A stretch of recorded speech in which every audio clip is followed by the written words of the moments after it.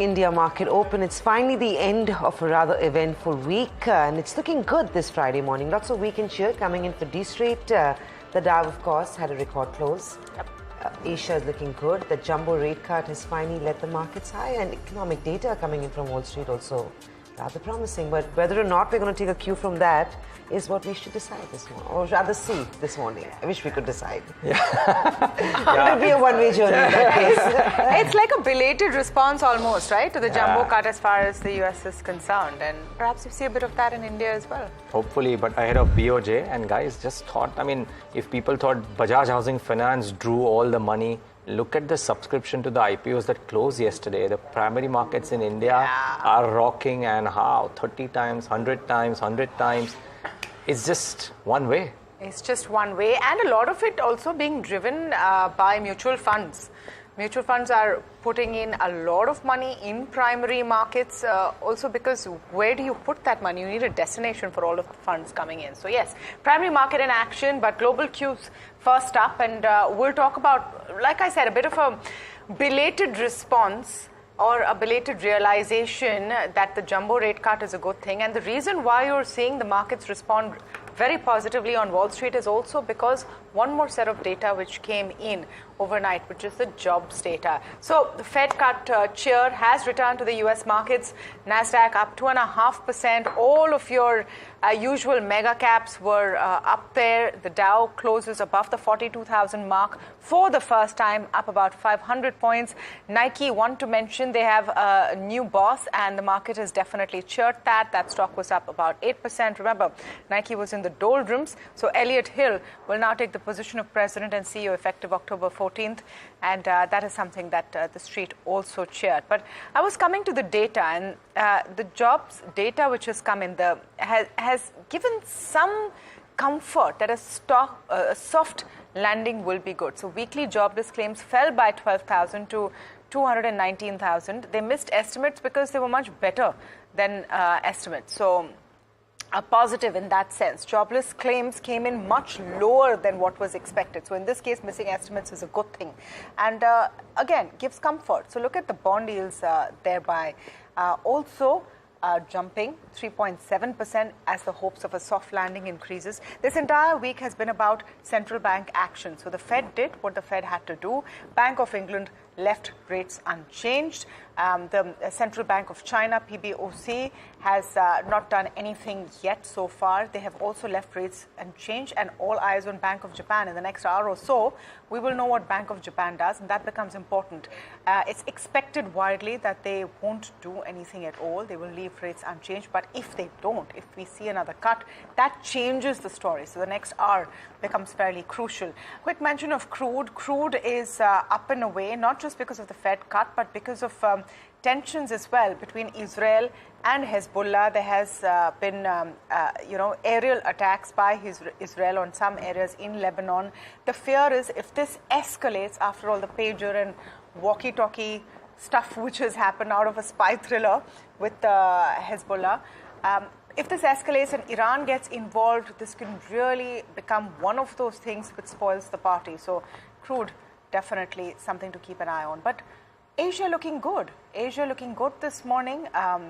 Economic data coming out from Japan is good. That's why you're seeing the Nikkei up about 2%. We'll pull up the implied open in India. And in that sense, at least the global cues are giving all the support that's required, 40 points up. On a day when the markets have had a choppy close yesterday. So let me just pull up fund flows for you also very quickly, because markets started very strong yesterday but lost steam more so towards the last end of trade. Bit of recovery in the end, but not really. FIIs were selling 2,548 crores. Domestic investors did buy about 2,000 crores. So at the end of it, we have to see where our story is going. Stock specific, yes. But do you see some recovery in IT? Do you see banks actually carry that momentum? Yep. Samina, I don't know if you missed the party or you were part of the party, but it was a party all right yesterday. Just before we go into what happened domestically yesterday, I think gold is the standout. So while we've talked about how Asian markets are looking good, Wall Street's reacted well to the jumbo rate cut, look at the way gold has been doing. It's in kissing distance of $2,600. And that, I think, is the key standout. So you want to track gold very closely because the rally there is not easing anytime soon. It's been the best performing asset class year to date, historically as well. Remember, gold is largely beaten or stayed in line with returns of Indian equity markets as well.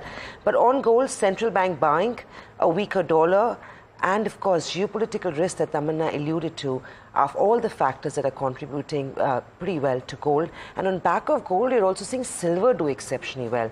In fact, UBS believes that silver will continue to gain substantially on back of gold prices. Another quick mention, the dollar index. It's been around that 100 mark for such a long time, but after the rate cut came in yesterday, we did see the dollar index drop below 100 very briefly. There's been a little bit of a recovery around that, but I think a break on the dollar index sustainably below 100 becomes very critical for emerging market currencies and all that low yielding dollar trade that we've been talking about. So watch out for the dollar index, watch out for how well gold and silver are doing as well. Both of them usually react quite significantly to how central banks worldwide move.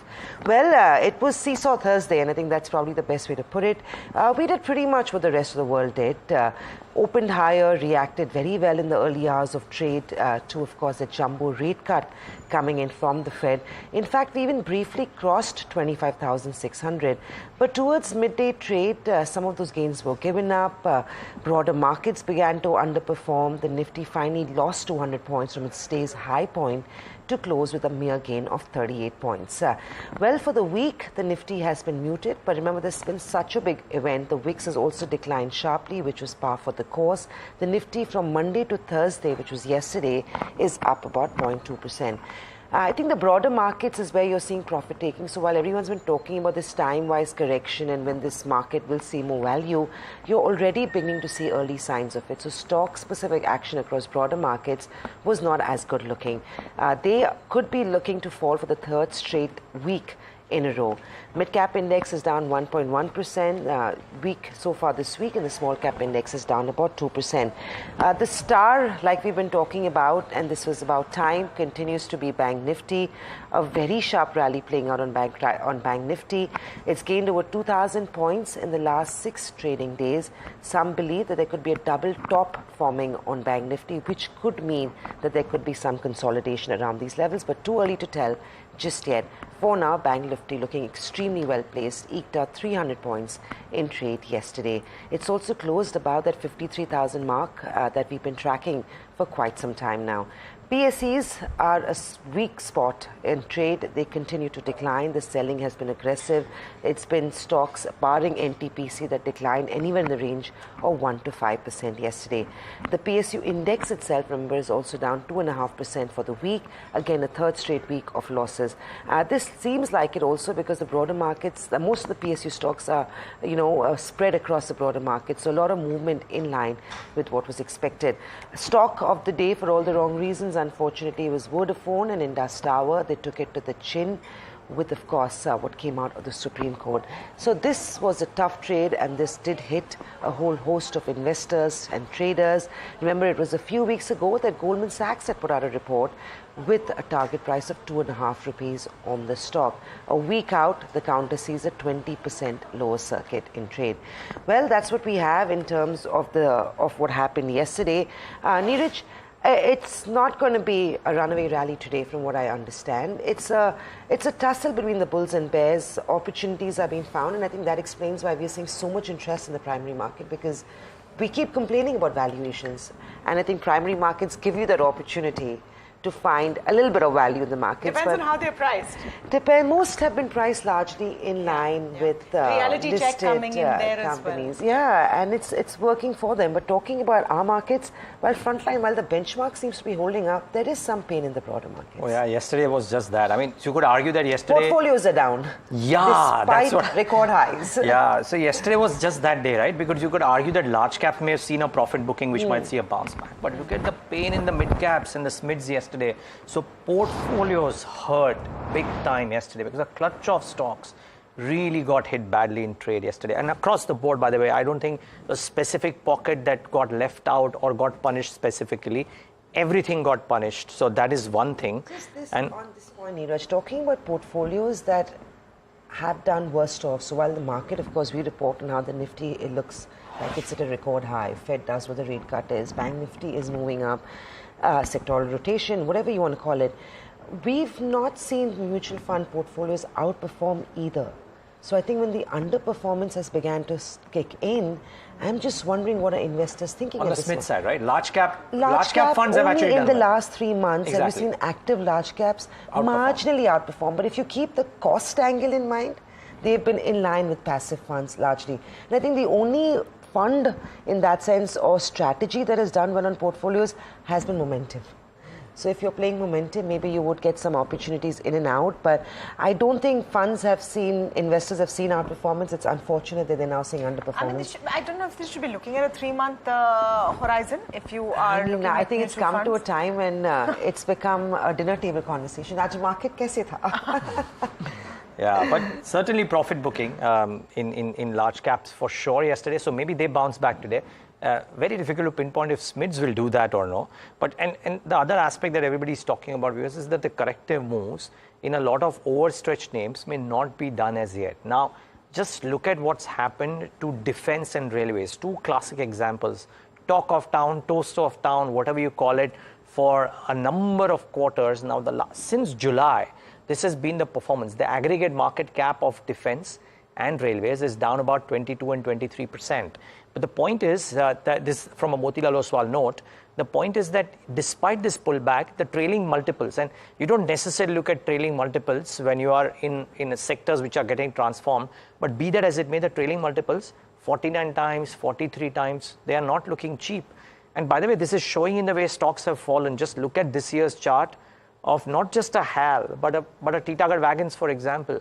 From peaks of 1850 odd, the stock is down to 1250. Imagine people buying into these stocks at 1700 odd, looking at the promise that some of these stocks may give, and it is 30-35% under the water. So this is the problem with some of these overstretched names, that when the correction happens, and there is no way to call when it will start, but when it happens, it's very difficult to see a reversal coming up soon. So there lies maybe a problem, some of the overstretched names. I mean, across the board, right, anything in the PSE index itself is down 2.5% this week.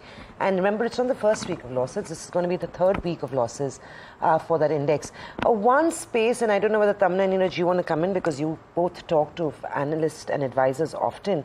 I think given the current setup on portfolios and the outlook for equity and debt markets, what I do anticipate is hybrid funds may start pulling in quite a bit of interest, because if you are expecting going into a volatile market setup where the Nifty may be range bound for the foreseeable future and you may potentially get a rate cut on the RBI 3 to 6 months out, I think hybrid funds could be an investment instrument if you're looking to hedge your portfolio in some ways than others. All right, let's get to stocks this morning and the focus on what we're going to see. Samina, you want to start off? Because I think just one thing before you start off, it's been an evening of regulatory action, and I think that's one of the first stocks you're talking about, but also Axis Bank with the SEBI action coming in. So SEBI, RBI and the regulatory action kind of impact back on the horizon. Yeah, cracking the whip, ensuring the house is in order, right? You don't want to be taking on too much risk, and I think that's really what the regulators' intent has consistently, and job really remains. But a few stocks, some good news, some may not be such great news. We'll start with what I have is IIFL Finance. Now, RBI has finally lifted restrictions imposed on their gold loan business. The company will now resume sanctioning disbursal, assignment, securitization, and sale of gold loans. Remember, the company RBI had prohibited IIFL Finance from any gold loan business on the 4th of March. Last week, the stock was quite active as well. I'm not sure why it corrected 6% yesterday. Maybe it was basket selling that happened, but the news that comes in this morning... So the reason it corrected yesterday was actually a story that NDTV Profit did. It was out on wires as well, that IIFL Finance could be seeing a credit rating downgrade if there is no reprieve from the RBI on gold loans. In fact, they could be sacking about 9,000 people. That was the story coming in, which is why IIFL Finance got hammered. But fortunately, the regulators come to the rescue this morning. So there has been relief. The stock may see a bounce back on that approval coming through. If I'm not wrong, I think last week as well, the stock was buzzing with activity on the upside on anticipation of some clarity emerging on this. So keep this one on your radar. The other one you want to track is Phoenix Mills. This is good news coming in for the company. Their subsidiary Casper Realty has been declared the highest bidder for 2 prime city-centric plots.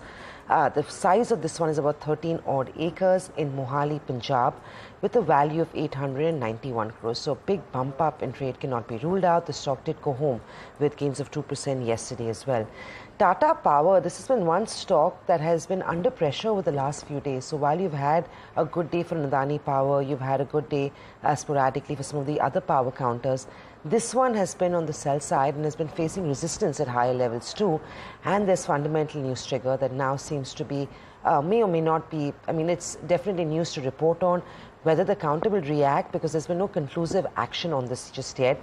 But the news is that Tata Power and the Singapore-based mining company Adaro International have both sought compensation from each other over a dispute related to a coal supply agreement.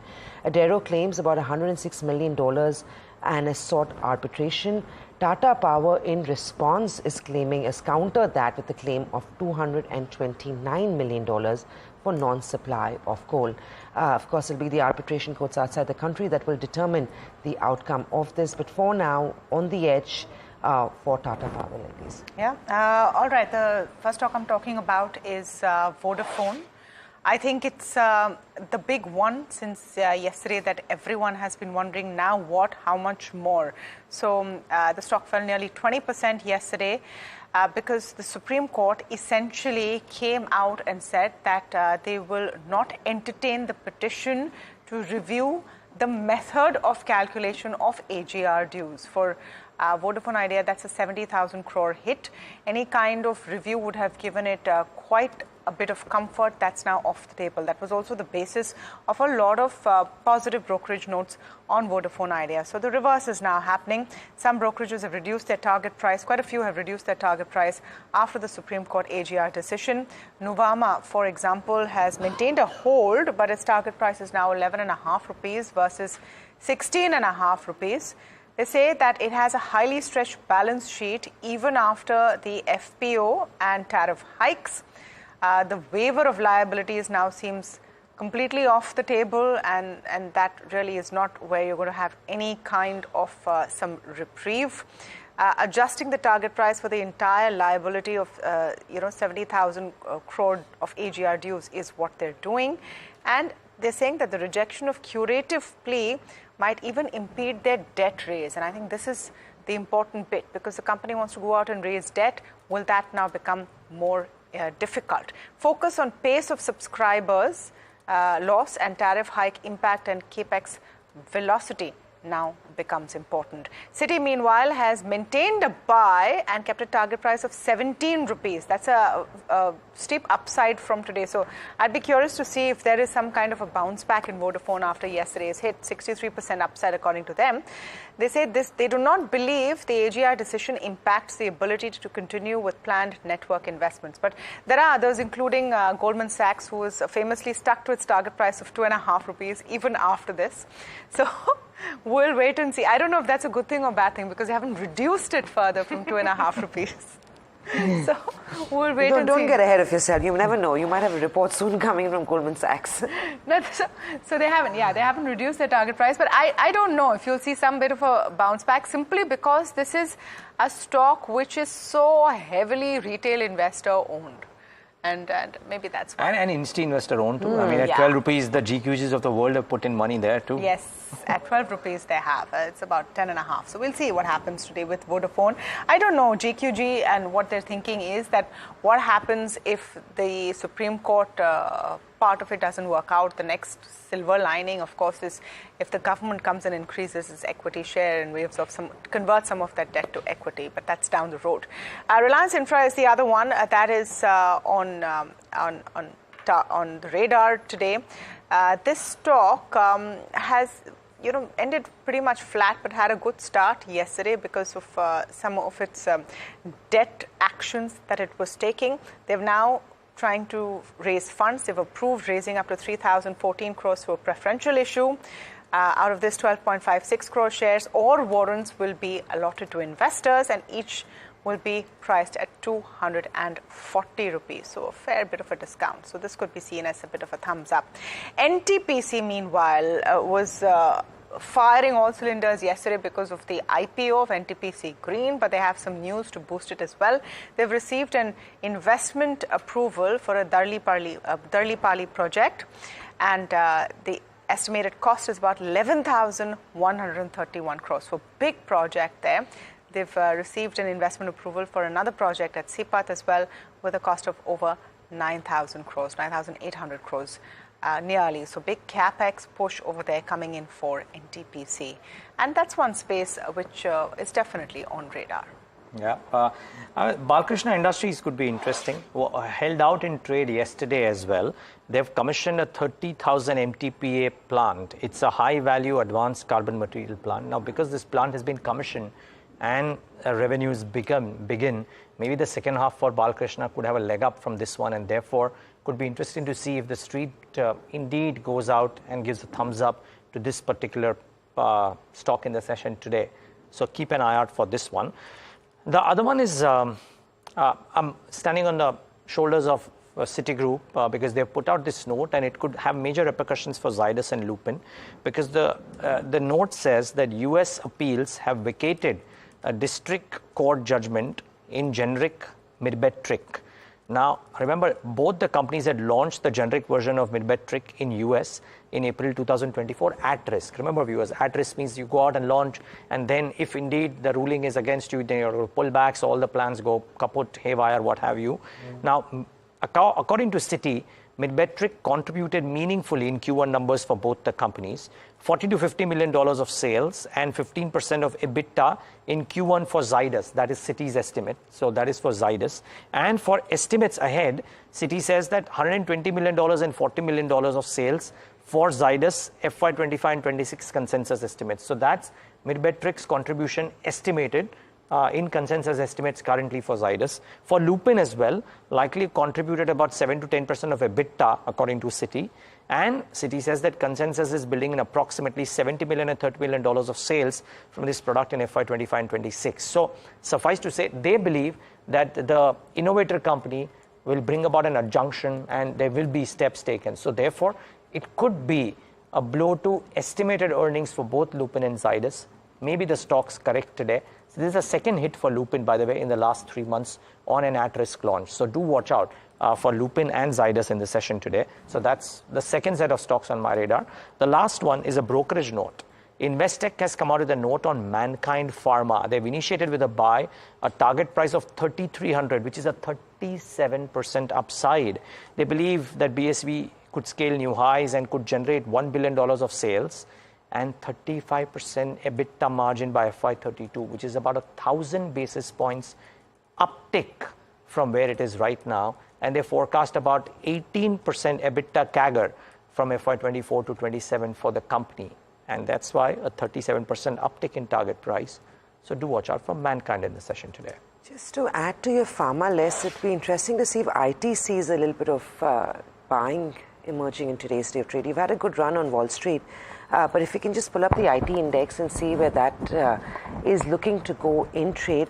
There's been no news triggers, but it's been 2 straight days of selling coming in after the index was up 30% in the last 6 weeks. But some buying on IT stocks today cannot be ruled out, largely because of the kind of close Wall Street has seen. Not like there's a shift in the IT spending that these companies are seeing, or fundamental improvement just yet, but keep an eye on IT players in today's day of trade. Implied Nifty is indicating to a marginally high start. There are going to be no fireworks this Friday, but a 20-point gap up is what we should be eyeing. Well, but the stock of the morning will be IIFL Finance, and this is a big relief coming in for IIFL Finance.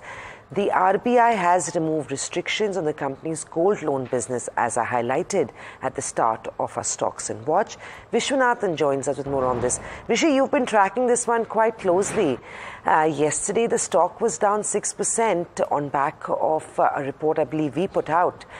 Seems like there's some relief for the stock this morning. Good news on the anvil for IIFL Finance. Looks like that, Samina. So at this point in time, what we know is that the Reserve Bank of India has removed the restrictions it had placed about 7 months ago, back in March, on IIFL Finance to stop gold loans with immediate effect. Now, of course, with this restriction being removed, now the company can regain that market share that it lost over the last 7 months. Remember that in March, that gold loan portfolio was a little over 26,000 crore, which had dropped to about 12,000 crore in August. And the fears were that if the restrictions continue for long, then the book would entirely run off. These are shorter tenure loans on the gold loan side. So obviously, the runoff factor is very high on this portfolio. But now that the restrictions have been removed, hopefully the company continues its gold loan business and starts building up that portfolio again. We did report yesterday that if the restrictions were to continue for long, then the rating agencies would end up reducing the credit rating on IIFL Finance, and that the company itself would be forced to lay off the people that it has available for the gold loan business. In the 2,700 odd branches that the company has, there are about 4 or 5 gold loan lenders or officials working in each of these branches. So that would have been a large number of layoffs at the companies. Hopefully all of that is now part of history, and those fears are put to rest. But we have to see how exactly IIFL Finance regains that business and whether the compliance issue does not come up again. Okay, so Vishy, you also reported the impact that credit rating agency downgrades would have yesterday. Does that headwind now sort of go away for IIFL Finance? That's what it looks like, because according to the last credit rating review that happened, what we understand is that there was a high likelihood of a downgrade. But now, even before any announcement has come, the Reserve Bank has removed that restrictions. So hopefully the rating agencies don't go out and downgrade IIFL Finance in the current shape and form. But if that does come in, for example, because of the past destruction of value, then that will have a severe impact on IIFL Finance, because fundraising is directly linked to credit ratings. A AA minus rating on a company will affect the value at which the price at which that money is raised in the market. Just a question on Axis as well, Vishy, because a lot of regulatory moves which have happened last evening. So SEBI has barred Axis Capital from debt merchant banking. They have come out with a clarification today as well. What is the material impact for Axis? So from what the clarification suggests is that on the profit after tax, Axis Capital's contribution to the consolidated profit after tax was only about 0.7%. So material impact-wise, there seems to be nothing for the Axis Group as such. But Axis Capital is an important debt arranger in the debt market, and that's why you will likely see some impact on the future business of this company. Because in the past, however, the same thing happened with JM Financial. Where the markets regulator had restricted JM Financial from arranging debt for other companies for a certain period of time. Those restrictions were lifted a little while later after JM Financial assigned some amount of compliance in the way that it was doing business. So we have to see whether Axis Capital gets that leeway at some point in time from the regulator. There is an impact mostly on reputation as well as future business, but not so much on the profitability aspect. Okay, thank you for that, Vishy. So, I mean, the sentimental impact, but not really on their balance sheet at all. Meanwhile, news coming in from Bank of Japan. They've kept the overnight call rate at 0.25%, so no change as was expected. The last time Bank of Japan did change rates, it was a ripple that was felt across the world because of the yen carry trade. After that, the Bank of Japan governor, the finance minister there, everyone had to come out and say that we'll go slow. So clearly they've done that. But meanwhile, focus on SpiceJet. The stock has been in focus for quite a few days now on the back of multiple updates. Their discounted QIP, the kind of names that have come in to actually subscribe to that fundraise. And on the other hand, disrupted flights, etc. Now, important voice coming in from the aviation minister, Ram Mohan Naidu, who spoke with NDTV network and talked about the future of the low-cost carrier. Listen in. SpiceJet or any other airlines, if it comes to safety and security of operating a plane, if there is any wrongdoing there, we are not going to compromise. We are going to take strict action. That I want to make it clear. But if it is, see, these guys are facing some financial issues these days, and that is why there seems to be some problems that have arisen. And now, if you ask me, I don't want another airlines to go out of the system, because that is going to, see, right now they have 26 planes, they are servicing so many routes in the country, and some where SpiceJet is only operating. Now, if they go out, then that airport, there is no one to service that area. So I don't want that for my passengers also. Right. I want them to be thoroughly serviced. So I'm just creating that breathing space so that they also can put things together and within the ambit of the law. Right. I'm not doing any undue favor. I'm just facilitating so that they also have the advantage of trying to bring things together and all that. But if it comes to safety and security, we are going to be very strict and adamant that they have to follow strict procedures. We see that it is it seems to be coming up well, so we are hoping that everything functions. We take pride in our airlines also. All the airlines that we have, like I said, when we want to operate, these are the people who are carrying our passengers also. So we have to collectively work with them. Now today, as a ministry, I think these are all, we see them as our partners, our stakeholders. So it is important that we listen to their concerns, we take them aboard. So we are kind of facilitating in that area. Well, SpiceJet is a stock that should, and a business and a story that should be monitored every single day. But from one exclusive to another, top FMCG executives met with Ministers Piyush Goyal and Chirag Paswan in a closed-door meeting at the World Food India event. The meeting was aimed at addressing pressing concerns faced by the food processing sector. Sessa brings us the exclusive details. Sessa. The inaugural day of World Food India saw participation of several food companies including Britannia Industries, ITC Foods, among others. CEOs from at least 50 food companies engaged in discussion with Commerce and Industry Minister Piyush Goyal and Minister of Food Processing Industry Chirag Paswan during a closed-door meeting.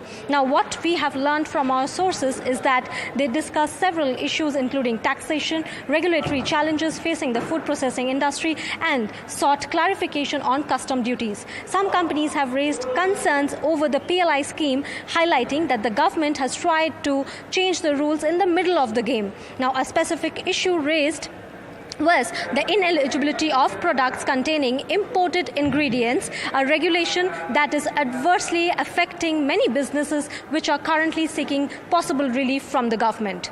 What we also learned is that the companies have been negotiating with the government to reconsider the ban on wheat exports.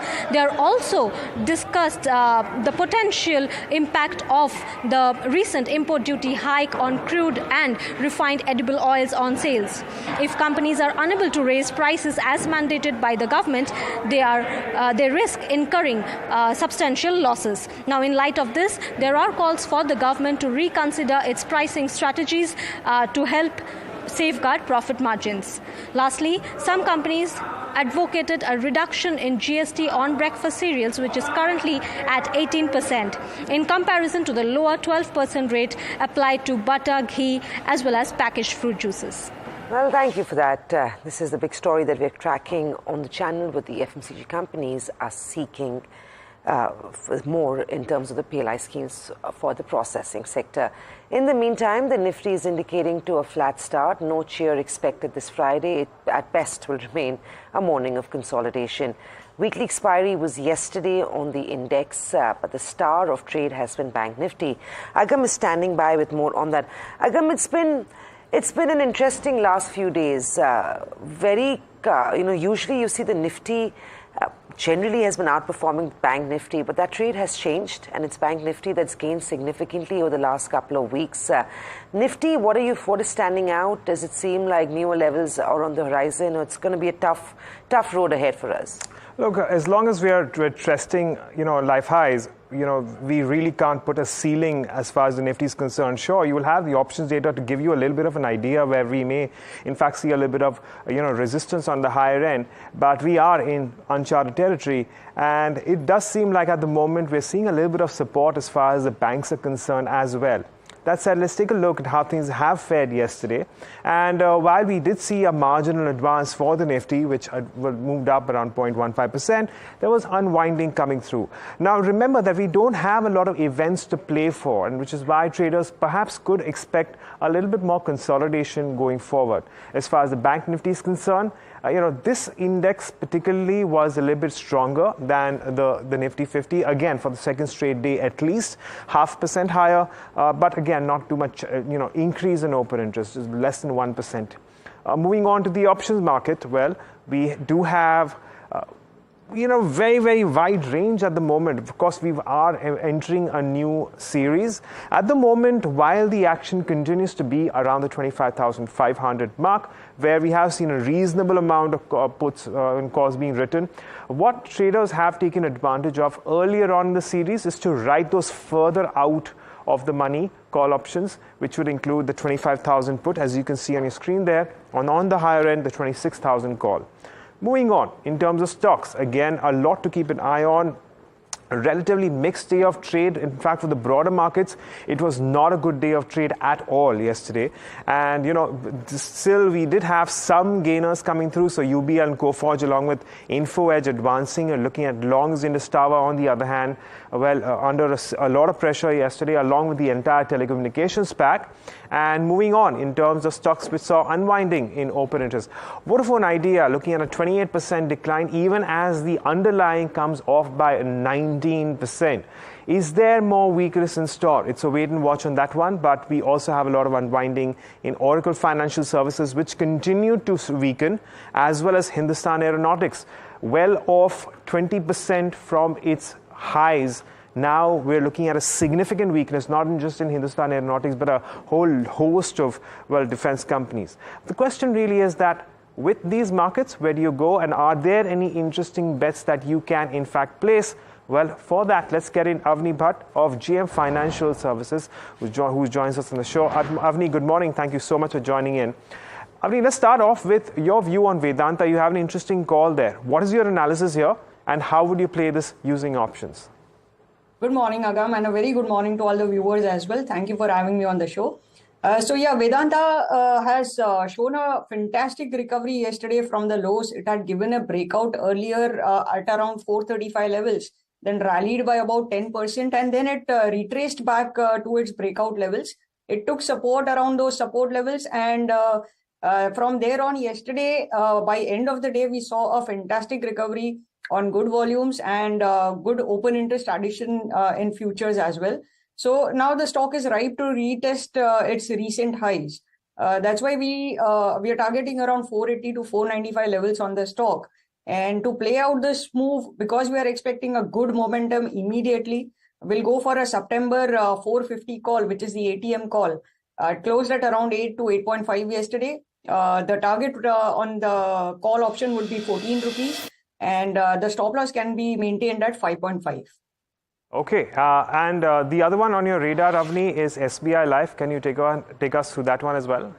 Yes, so SBI Life, after a recent cool-off and consolidation, it is once again on a recovery mode, closing above its short-term exponential moving average of 20 days. And uptrend should resume soon. But it could be a probably slow and steady up move and not a very momentum-based up move. And that's why to avoid time value depreciation in the September series, we would rather go for October call option of 1860. And it closed at around 63 yesterday. We can buy this call option for a target of 95. And once that level is crossed, 110 would be the next target.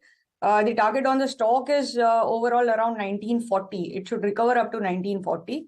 Stop loss on the same can be maintained at 45 rupees. Interesting, Avni. In fact, that was my follow-up question, because I believe that your Vedanta call is for September and your SBI Life call is for October.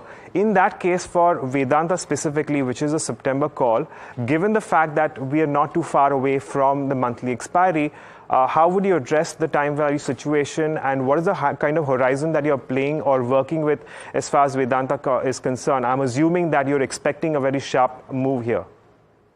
Probably the move could occur today itself or maybe by Monday, and it's going to be a sharp move, and that's why we went for September series itself. The reaction on September call options would be immediate and furious. So that's why we are going for September series. Time frame would be up to expiry day, September expiry. All right, Avni, well, we'll leave it at that. Thank you so much for joining us and taking us through your trading ideas for the day as well as for the week. Well, with that, it's back to you all. Thanks for that, Agam. Of course, we'll build on the list of stocks and ideas that you can look to trade this Friday morning. But the stock of the day yesterday was Vodafone Idea and Indus Tower. Well, it was a big blow for the counter. The stock hit lower circuit. The underlying saw pressure. So it was all in all a bad day of trade for the telecom major. Well, talking about what we can expect and what brokerages have made of the AGR dues case update that came in yesterday, Nuvama still maintaining a hold rating on Vodafone Idea, and Citi, on the other hand, actually is a buy rating on the stock. Richa joins us with the rationale of these brokerages. Richa, what is keeping the brokerages convinced of status quo on Vodafone Idea despite what we heard yesterday? Right, Samina. So that is a big question on whether brokerages are actually questioning the going concern theme for Vodafone Idea or not. But let's look at what brokerages are saying with respect to this. Number one is Nuvama, as you rightly mentioned, it has maintained a hold with a target of 11.5 versus 16.5 earlier. And this still has an upside of around 10% from yesterday's close. Now, the big problem for Vodafone Idea that the brokerage house is calling out is that even after the FPO and tariff hikes, the balance sheet for Vodafone Idea is stretched. So as we saw a detailed analysis yesterday on the channel, we saw that around 70,500 crores are in dues with Vodafone Idea to be paid to the government, but the cash lying on the balance sheet is just 535 crores, so a huge sort of asset liability mismatch over here. Now, the brokerage house believes that Vodafone Idea needs three pillars to stand on. Number one was capital infusion, which is done, tariff hikes, which is also done, and number three was liabilities waiver, and this is clearly off the table now. Therefore, Nuvama has maintained a hold, and it expects that the focus now remains on the pace of subscriber loss, tariff hike impact, and capex volatility. Now, we have Citi on Vodafone Idea, which is a high risk buy call with a target price of 17 rupees slashed 5 rupees from 22 earlier, upside of 63%. Now, Citi says that even after yesterday's decision of Supreme Court of rejecting the plea, it says that this does not affect the ability to continue with planned network investments for Vodafone Idea. So, going concern clearly is in favor of Vodafone Idea is what Citi believes. And recently, just now, we got information from Goldman Sachs, where Goldman Sachs has come out with a note, and it believes that in order for Vodafone Idea to continue, it will require more and more tariff hikes in the future to bridge the gap between the outflow and the kind of free cash flow that it has. And Goldman Sachs also believes that Vodafone Idea will remain cash flow negative until FY31. So this is what largely we have on brokerages. A little bit of uncertainty by Nuvama, but Citi still maintains a high risk buy on the company. There's a Nomura note out as well on Vodafone Idea. So I would say that the consensus overall is that this is definitely a big hit. But even though target prices have reduced, it's not massively reduced. The question is whether this company can now continue without further government support. Anyway, it is one of the stocks on our watch list today, but let me take you through what's on the NDTV profit watch list for this Friday morning. Let me start off with IIFL Finance. Good news for it because RBI has finally lifted curbs on gold loans. You might see a spike there. Geopolitical Finance has got a nod for its rights issue at 50 rupees per share. EMS will be raising up to 400 crore rupees via a QIP. Power Grid has been declared a successful bidder for the Khavda transmission project in Gujarat. Reliance Infra, interestingly, is approved raising 3,000 odd crores via preferential shares at 240 rupees apiece. And NTPC is approved 11,000 crore divestment for Darlipali project and a 9,791 crore for the Sipat project. Well, track Thomas Cook this morning. They've opened a new franchise in Chennai. Industar Cap, I think this one's going to be an important one too. This on back of sale of its arm Industar Home and Vodafone Idea. The stock still remains on the list of most brokerages, but there has been a reduce in target price by 5 rupees per piece. Well, those are all the stocks we want to track this morning. Before we go, we'll quickly introduce Kush Bora and Niraj Shah for a fundamental technical view on the markets, and then Ramesh Gant as well joins in. Sudeep, before I go into a trade on Nifty and Bank Nifty, let's start with Vodafone. This was the biggest story yesterday. Big fall, F&O activity is not looking promising. What do existing traders do on Vodafone Idea? And alternatively, if you want to initiate a fresh trade, would you play for a bounce back on Vodafone Idea today? Good morning. That's the toughest question that would you initiate a buy call on Vodafone Idea? And I hope no one does buy here. See, what has happened with Vodafone is that the rally in July first week, which went up to 18, it actually made a triple top over there and steadily, this Supreme Court ruling has come yesterday. But what has happened is in the last 10 days or 15 days, we have seen some kind of a distribution from higher levels closer to 16.5 levels.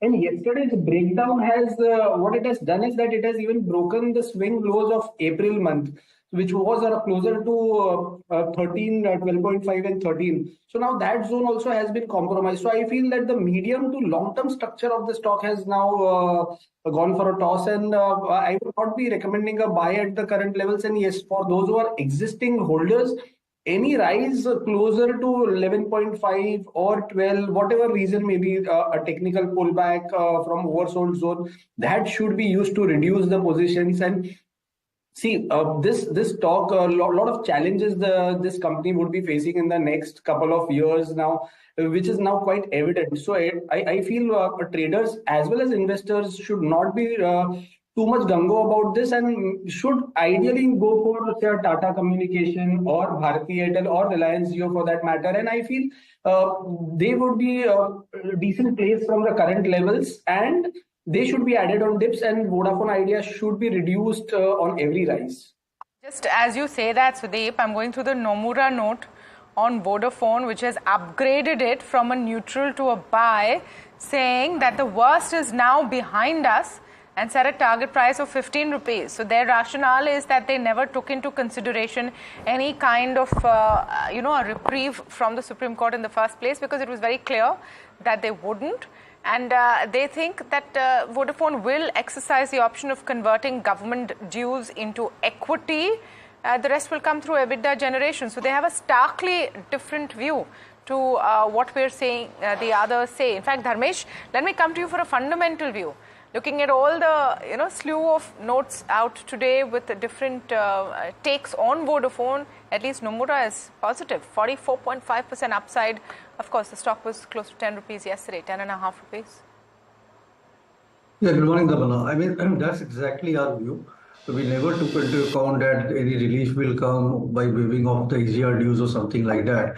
One has to play the Vodafone Idea clearly from the perspective of these dues getting converted into equity, and that's what has been the government has done previously as well to an extent.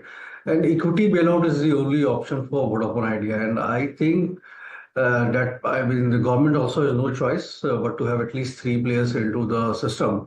And one has to tide with the time. It's a long short game. It cannot be, just a few months or a couple of years kind of investment thesis on Vodafone Idea. If you are willing to wait for 3-4 years and see how it pans out, which to my own sense and belief is it will definitely be in favor of Vodafone Idea.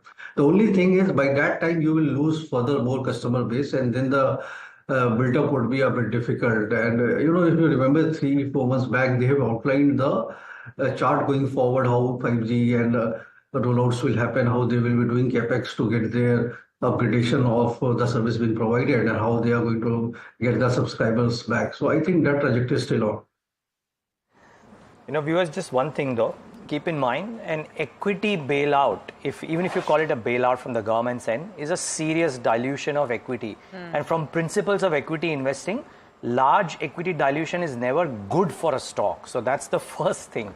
And two, just ask yourself that if you're going out and investing in Vodafone Idea, do you know the end game as things stand right now? Can you forecast the end game for Vodafone Idea currently, vis-a-vis maybe taking a more informed decision in an Airtel or any other stock, because you're not necessarily restricted to buying or investing only in telecom. So the limited point is, for people who are risk takers, sure, go out. A lot of people do this, buy stocks when they're completely beaten down, trade them up on the upside and make money. But if you cannot do that, please be mindful of what you're getting into if you're trying to invest into Vodafone Idea with the current environment that it is working with. Losing customers, looking at possible equity dilution, and lack of clarity about what will happen going ahead. So just bear that in mind. I'm not saying it's a yes or a no, just telling you take an informed decision. But we should try and take an informed decision on what to do with equities at the current juncture too. Kush Bora, good morning. Thanks for joining in the studios. How are you approaching trade today? Yesterday, portfolios took a beating. Mid caps and small caps took a hit. What about the Nifty or the Bank Nifty? Is there a trade on the index though? Hi, morning Niraj. Just a quick word on Vodafone Idea. Sure. You being a gentleman, you're probably taking both the sides. Let me be a little blunt, avoid. I have been saying that for a while. It went from 15 to all the way to 19 and perhaps there was that FOMO feeling. I didn't have that. Still not comfortable. It might still bounce to the Nuvama target of 15. But as Niraj said, between the lines, that, there are a lot of other stories that you can play with. You don't necessarily have to stick to telecom or Vodafone in particular. So for me, it's an avoid. Let it bounce. Let it do its thing. You've been consistent in saying that, I think, with Vodafone. I have. I was going to say I told you so, but then again, Niraj would pull me up for that. So No, not at all. Not at all. You just called him a gentleman, so you can do no wrong for the rest of the show. So Vodafone's an avoid. Industars, on the contrary, after the fall yesterday, becomes an interesting buy, but we'll see how that goes. Coming back to the indices now. So, Nifty has seen a very clear trend over the last couple of days, which is, it hits a new high. So you've got the headline there that, Nifty hits all-time high, but it's not sustaining at that mark. The momentum indicators are missing and the negative divergences aren't really putting a lot of comfort on this. But the price action continues to remain positive. And, as someone wise said, Bhav Bhagwan hai. So, you respect what the price is doing. So you continue holding on to your long positions. You don't pile on to them. If you don't have one, it becomes a little difficult because during the day, as I said, Nifty hits a new high, but then doesn't sustain that. So if you've got a long position, hold on till the levels of 25,100, 25,200. Those support zones are intact. I think a clear trade is on the Bank Nifty. There we know the direction is very clear. I know it's largely driven by the private banks. Correct. But in all honesty, you need just one bank to do well for the Bank Nifty to perhaps keep doing well. Now, HDFC Bank is again at those 1700 odd levels. In the recent past, it's tested that 1700 mark 9 times and given way from there. Maybe this time it's different, maybe it's not, but the overall setup is suggesting that you could still continue holding on your long positions for the Bank Nifty. If you initiate a long position, I think your targets will be 53,500, 5400, and a strong support zone comes in at 50 to 600. So a long on Bank Nifty can be initiated afresh. Nifty, not very comfortable, but if you've got a long position, continue holding with a trailing stop loss at 50 to 200, 25,200. Bank Nifty's had its sweet, 2,200 points on Bank Nifty in the last 6 trading days. There are some who believe that there could be double top on this one. So, but of course, Kush quite confident, fresh longs can be initiated at the current Bank Nifty level. Sudeep, you want to start by telling us what your top recommendations in trade are today? Yeah. So the first stock that is there on my radar is AU Small Finance Bank. Now, we have seen this stock in the last 6-7 sessions doing extremely well from the lower levels of 680 to 745, 750 levels. And with this, what it has done is it has even taken out the intermediate swing resistances which were there in the month of June. Along with that, what it has done is it has, in the last 4 weeks, 5 weeks probably, it has formed a higher top, higher bottom pattern also. And I feel this stock could do well from here on and could go up to 770, 775 levels on the higher side. So this can be bought with a stop loss of 738 on the downside. Now, the second stock that is there on my radar is Jubilant Food. Now, Jubilant Food has been steadily inching up higher in the last 3.5 months. And what it has done is, with yesterday's move, in the last couple of days, the move that has happened beyond 660, 665, it has taken out it took out all the resistances now. Even the September 2022 swing, the resistance of 650, 655 has been taken out.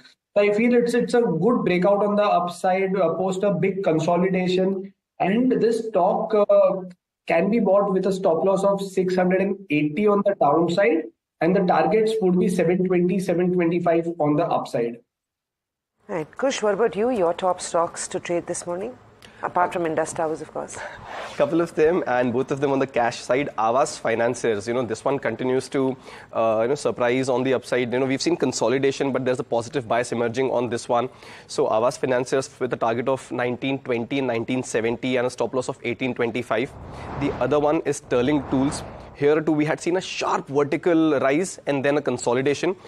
Again, the stock has resumed its uptrend, and from a near-term perspective, I think 575, 595 are the targets to look at, and 535 is where you place your stop loss. A couple of updates, if I may. So on IEX, we had discussed, a long trade for a while, and right from the levels of 185, the stocks all the way up until 230. I think this is a good stock to hold on from a medium to a near-term perspective, also on the long side, given everything that's happening in the market, given the uncertainty. This stock's had a very clear run. Shriram Finance, we've discussed as a BTST trade, and on the very second day, 3600, 3575, the target was hit. There's been a correction yesterday, but if you've got this position, then you should hold on. If not, you could add on to this. Now, the other three updates are very interesting because they're all on the short side, and they've been consistently hitting the second targets, and they are Petronet LNG, BHEL, and Concor. So this is where there isn't an entire degree of comfort in terms of going out long on anything in the markets. I think this is perhaps the first time in a while that I'm discussing an update where most of the targets that have been hit on the short side as well. So you've got to play both the sides of the market, especially if you're into derivatives. But this also suggests a bit of caution that, if the short targets are being hit consistently, then perhaps, not all pockets of the market are doing well, and you need to be very selective. Okay, selective is the name of the game right now. We'll take a very short break, but we're back with more. Since we're talking telecom and we've talked about Vodafone and Indus, we'll come back and talk about Bharti Airtel. Also pre-open rates. All of that when we return. Stay tuned.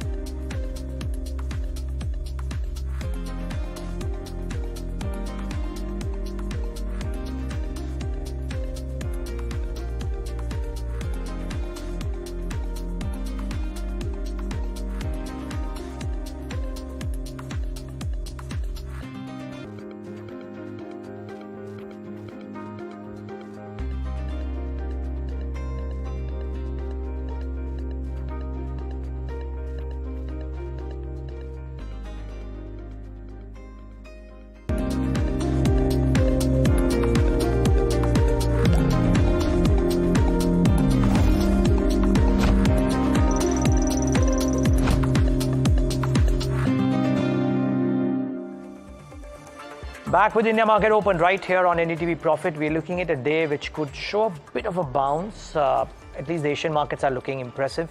Our market's showing a flattish start, a possibility of a flattish start. The question really is, can the broader markets come back? And that is where the pain point was in trade yesterday across the sector, across the spaces we saw this. Today, telecom will be in focus. Today, IIFL Finance and some of those other stocks will be in focus as well. Keep that in mind. In fact, expect a bit of a bounce there. And that could be well turn out to be one of the key stocks of the morning today. Now, here are the first trades. And we won't stay with them for too long, but just marking them, I'll probably start off marginally higher. Okay, let's talk about NBFCs. I mean, if Bajaj Housing Finance was the talk of town the last few days, Dharmesh Kant, IIFL Finance becomes the talk of morning today. Now tell us, with this reprieve coming in from the regulator, does it reverse the fortunes of IIFL Finance? If it opens up 4, 5, 6% higher, whatever it does, would you go out and buy that stock today? Niraj, not IIFL Finance, but I'm very bullish on the entire NBFC space. Dharmesh, excuse me, we'll come to the NBFC space, but why not IIFL Finance? See, any regulatory action which takes place, so normally, we avoid just for the corporate governance region, though they have got the clearance from the RBI, but still, we'll abstain from that. Please finish your answer, Dharmesh. You were saying that you don't want to buy into IIFL Finance, but you like other NBFCs. So what are those? Typically, after this commencement of rate cut cycle in the US and the guidance of further 200 basis point rate cut, Indian debt market becomes very attractive for the overseas investors. And this will directly benefit, NBFCs because the cost of fund, that is the borrowing, the liability side is going to benefit from the lower funding available to them. And they will be more competitive to the entire banking space. So I am not very positive on the banking space per se. We have seen what HD has to do with their credit deposit ratio being, they have to hive up their car loans. They are looking for that. And NBFCs are in a sweet spot now. I think the NIMs will increase by 20 to 30 basis points over the next 1 year time frame. They are sourcing good business. The only problem which was there with the asset quality, I think that's temporary for Q2. Q3 onwards, again, things are going to normalize for them. There, I think there are multiple options out there. And I mean, Poonawalla FinCorp stands to be the topic for us. And a couple of names in the housing finance companies like Aadhar Housing Finance, Awas, they look very attractive to us. Bajaj Finance, Home Finance has already been rated at a higher, P multiples and price to book value. So I think these companies will catch up with the multiples of Bajaj Finance because we are finding a lot of traction out there. Can't comment on our parent company, so we'll not be doing that. Typically, I think with this entire, cycle which is coming into the picture, NBFCs will be the top gainers out there. Okay. Nevertheless, IIFL Finance on a tear, at least in the pre-open session. Sudeep, are you looking at a short-term trade here? From a trading perspective, I feel while the stock is opening 10-11% up and it would be closer to, say, the previous resistance zone of 550, 555, on a dip to 525, 535 kind of levels, I feel there could be a re-entry point. And yes, post that bigger fall in March, wherein we saw the stock tank from 600 to almost 300. In the last 4-5 months, there is some steady base building happening, and there are higher bottoms also in place if you look at the weekly and the monthly charts. So with this breakout today, I feel on dips, this is a decent buy. And levels closer to 530, 535 should be a good entry point for an upside up to 600, 650 in the coming few weeks. And maybe this could be this trigger could be that one trigger that the stock was looking out for to sustain at higher levels. And the base building could actually fructify and be positive for the stock. Okay, so IIFL Finance could be positive for the stock. Remember, a big regulatory headwind has also lifted. Axis, on the other hand, seeing a bit of pressure this morning, at least in the pre-open session. When we're looking at the whole BFSI space, how do you see Axis, Kush?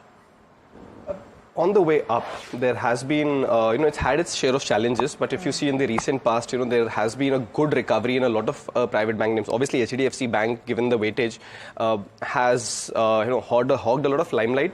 But I think after that, there is ICICI and then there is Axis. So it's still number 3 on the list, but it's still doing well.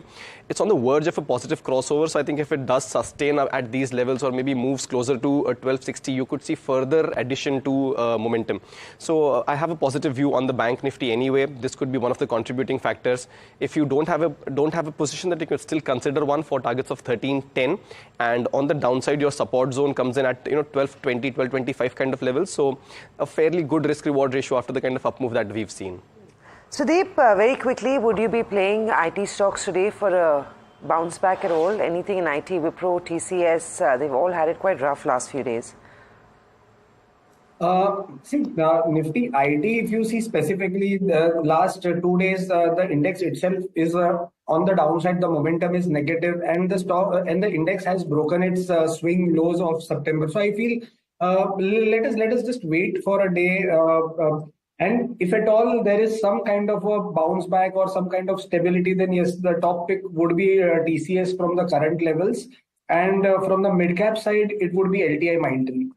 LTI Mindtree is one you want to track, that's per Sudeep. But as always, it's 9:05. It's time for us to go across to Harsh with his bunch of brokerages this morning. Harsh, what do we have? I believe quite a good note from Investec on Mankind Pharma. Very, very interesting, Samina. 38% upside from here is what Mankind, or rather Investec is looking at Mankind for.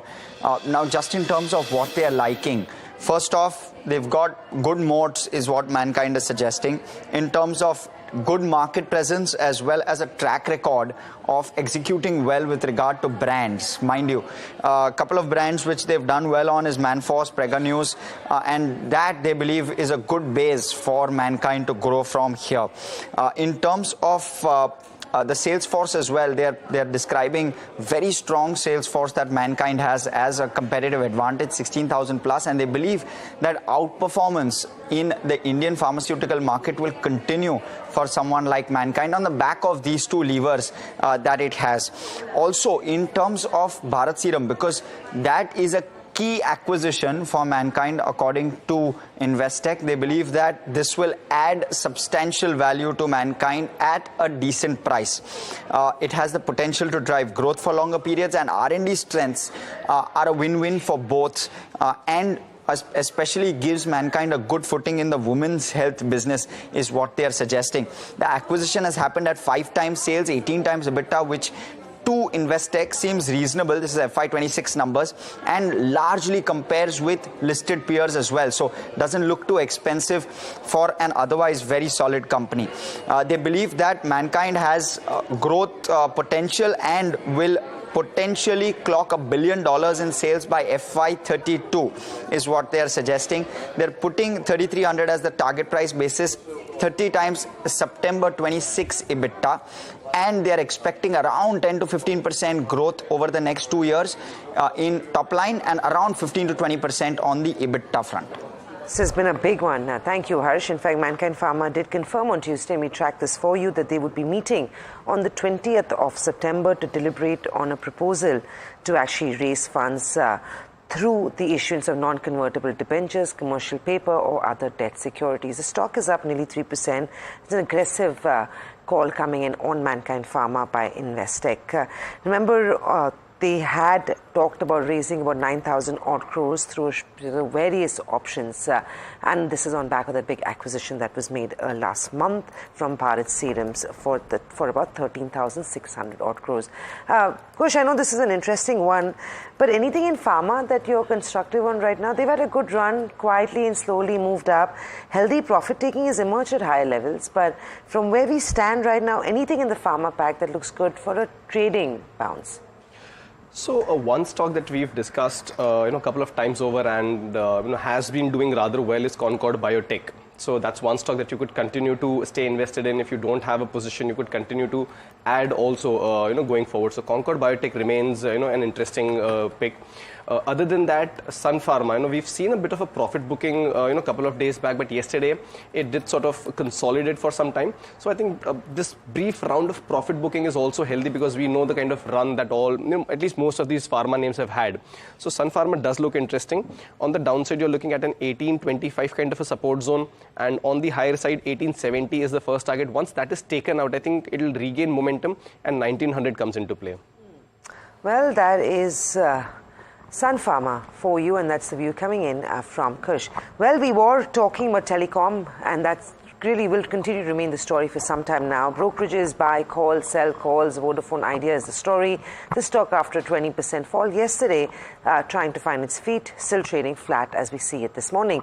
But of course, it seems like Vodafone's loss could be Bharti's gain in terms of investor interest at least. Citi has put out a report on Bharti Airtel, maintaining a buy with a target price of 1950, which is a 16% upside from yesterday's close. They believe that solid execution is driving market share gains. Favorable industry outlook will aid growth. Robust earnings growth, solid FCF generation and deleveraging are the key triggers, and prudent capital allocation too is why they believe that Bharti Airtel could go up by another 16% in terms of their target price. Goldman as well, they've got a buy call on Bharti Airtel, target of 1700 there, so not too much of an upside, about 1.5% to 2% from current levels. So Bharti Airtel becomes a trade, and I know Kush, we talked to you about Vodafone and you said you don't like Vodafone, you did like Indus, but a pair trade there, would you actually short Vodafone, go long Bharti, or that's being too ambitious, or just Bharti Airtel? Let's talk to you about Bharti. Oh no, but Samina, in fact, if you remember, that's the pair trade that we've already been talking about for a while. You still holding it out? Very at much. 10 rupees on Vodafone and 16.70 on Bharti, you're still going Very long? much. So now from a technical standpoint, the risk-reward ratio on a Vodafone sell may not be as great, but any kind of a dip in Bharti is a good and opportunity how do you to buy. what do you qualify as a dip? So at 16.70, you may not want to recommend a long trade. What would be the level that one should watch? A 2% downtake, 5% downtake to initiate fresh longs? Great question. So from a technical standpoint, the support zone comes in at about 1610 to 1620 zone. It's far so out. Any kind of pullback that you get towards that will be a good risk-reward, setup from a trading perspective. From a medium-term perspective, if you want to accumulate, this is a good stock to do your SIPs in as well. So from a trading perspective, any dip towards that 1620 mark should be taken as a buying opportunity. But on the whole, very constructive on Bharti. It's heartening for a technical analyst to recommend SIPs on a stock, but we had Rahul Arora said do an SIP in HDFC Bank. We're making a bucket list. You've got HDFC Bank and then we've got Bharti Airtel that you want to do an SIP in. And Gautam recommended 5 other stocks. Yes.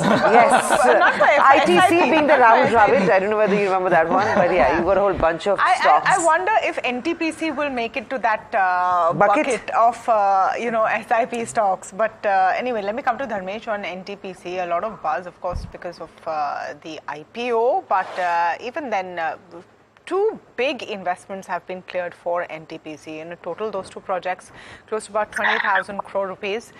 Pre-market, the stock's been up in the green, no runaway. But then that's how the market seems to be this morning as well. Are you constructive on NTPC? Yeah, definitely, yes. And the reason being, if you compare this to private, power producers like JSW Energy or Tata Power, it's still cheap. And it's India's largest, power producer. And the focus on renewable energy has of late gone very high in the NTPC itself. So I think this company will keep on getting itself re-rated over a period of time until that catch-up happens with the valuation multiples of other power plays. And that's the pure, only fundamental thesis why one should be buying into NTPC and keep holding the other power plays. So power is a story which is going to be here for like 6-7 years. No doubts about that. And with the more and more data centers coming up, like if you see the power consumption by data centers in India, it's not even 2% of what is being consumed in US as of now. And it's going to, and India has the 5 times more population than what US has. So the mathematics is very clear. One has to just be an SIP kind of an investor and stay invested in the power plays. And the top 3 picks out there is TPC, JSW Energy, Tata Power. What's the top call before we hit the market open?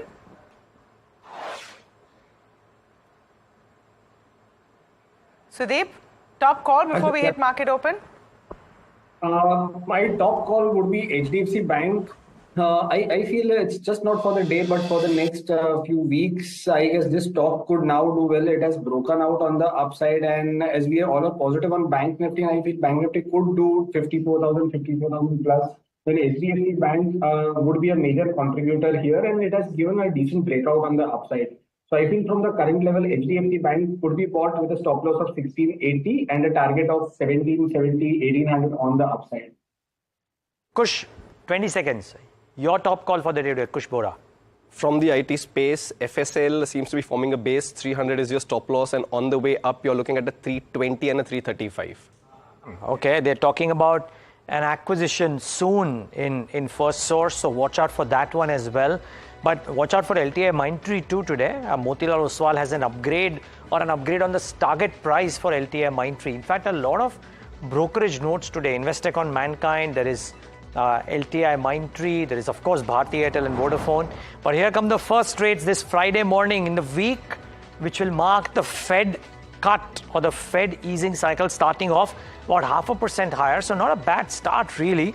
And IT should be brought up because banks are clearly participating. IT too. Nasdaq bounced back 2.5% higher. A bit of a bounce for IT right now. Let's see if this lasts. Mid caps and small caps had a hammering in trade yesterday. Are they bouncing back? No, it's actually just in line. So no big fireworks at the broader end of the spectrum. Maybe the small caps about 0.7% higher. Let's get the heat map up on the screen and show you what's moving and what's not. So Tata Motors sulks today. LTI Mindtree interestingly starts off in the red. So that's interesting. There is Titan, SBI Life amongst the losers. The gainers, metals on the Macquarie upgrade. JSW Steel target price upgraded by Macquarie. The stock is up 3% higher. Tata Steel about 1.3% higher. Mahindra and Mahindra gains. There is Bajaj Finserv in the green today. And then a smattering of some of the other stocks. So Tech Mahindra, HDFC Life, there is Hindalco too. Clearly seems that commodities seem to be doing okay, particularly metals. And I would reckon that's on the back of the upgrade that has come in from Macquarie. But also select names on the non-commodity side include a Mahindra and Mahindra and HDFC Life. So multiple stocks out there, but the ones that stand out, Tamanna, are metals really, and presumably because of the upgrade. The start, okay, about 1/3%. You know, we're not quite celebrating the way the rest of the world is in terms of absorbing that jumbo rate cut, but nothing to complain about because all of this in the green. Even the VIX, but then that's fine. Metals definitely on top of the heap this morning. Realty stocks also, that index about 1% up. Even central companies or public sector companies not doing too badly. PSU banks also in the game. Bank Nifty not really firing, and that's why maybe you're not seeing that much of excitement of the Nifty and the Sensex, but nothing to complain really. Let's get to the stock-specific set of companies that we're tracking this morning because that's really where the story is. IIFL Finance, the big news maker this morning after reprieve from the RBI. RBI has lifted its ban. That stock about 9.5% up. Can I get that monitor here, please? Mankind Pharma is the other one. Important buy call from Investec, which has really helped. Phoenix Mill, its unit, its actually real estate arm, is the highest bidder in 2 plots in Mohali. Vodafone and Indus, we should track both because remember they have been on radar for the last few days. Vodafone actually up in the green this morning on a slew of those notes. I wonder if investors are looking at the Goldman Sachs note or the Nomura note. Which one do you see? Indus Tower still seeing that hit, but Vodafone now in positive territory. Indostar is the other one that we're tracking. The sale of Indostar Home is being seen as a positive. That stock actually buzzing 7% up. I will just add EMS to this list because of its fund raise. 400 crores is what they want to raise. Market not too excited about it this morning. So these are few of the buzzers that we're seeing. An early trade, but Samina, no big runaway, I suppose, apart from an IIFL. No, and Mankind Pharma, that's looking good, 3.5%. Remember, there is a pretty smart note come out from Investec. They've also got fundraising plan board meet today. They're looking to raise 9,000 crores. And there was an indication of this after they announced a big acquisition to the tune of 14,000 crores only a few months ago. So watch out for Mankind Pharma. This one could be a mover in today's trade. I also think tech could be a good space to track. A bounce back is going to be on the cards, and the fact that it's open rather flat gives traders an opportunity to go into a trade for the tech stocks. And this doesn't necessarily have to be long term in nature, but a lot of those counters may see some buying as we go along through the day. Indostar up 6.5%. That is one of the biggest movers across the broader market universe, along with IIFL Finance, of course, which is the stock of the morning. The counter is up 9%. Indostar is up 9%. 8%, pardon me, looking quite good. Macro tech developers is also looking good, 2.5%. Phoenix Mills, that we mentioned, is having a positive day. CDSL is seeing some buying, 4% gains on this one. ITD cementation, if we can quickly pull that one up and see what's going on that stock, it's seeing some movement. The stock is up about 15% as we see it. KEC International is down 2.5%. JM Financial also looking good. EID Perry, your broader market metal names are having a good morning. Cochin Shipyard is trading marginally higher. Zomato is back at 283, up about 2%. Hutco is well, trading with a gain of 2.5%. Sugar is looking sweet in early trade this morning. So again, no major standouts across the Nifty 500. The Nifty 500 trade is marginally higher. On the sell side, though, you've got KEC, KEI that are down 3%. Muthoot and Manappuram are seeing some profit taking. Glenmark is trading flat. RR Kabel is also having a flat morning, and fertilizers may not be doing too well in early trade. CMS Infosystems is also up about 4%. I don't know whether we took a check of the recent IPOs from this week, but Bajaj Housing Finance, Tollins, Cross, PN, Guardkill were some of the recent listings from the week. All of those counters not doing too badly. Bajaj Housing up 2.5%. Oh, Tollins is down 4.5%. Cross trades with a gain of 1.5%. PN Guardkill as well. While we are at it, let's see what the stock is doing. Remember, we have seen some movement on gold prices. Actually, lots of movement on gold prices. Close at to $2,600. Gold is expected to move higher. Watch out for a whole bunch of these gold names that may be in the radar.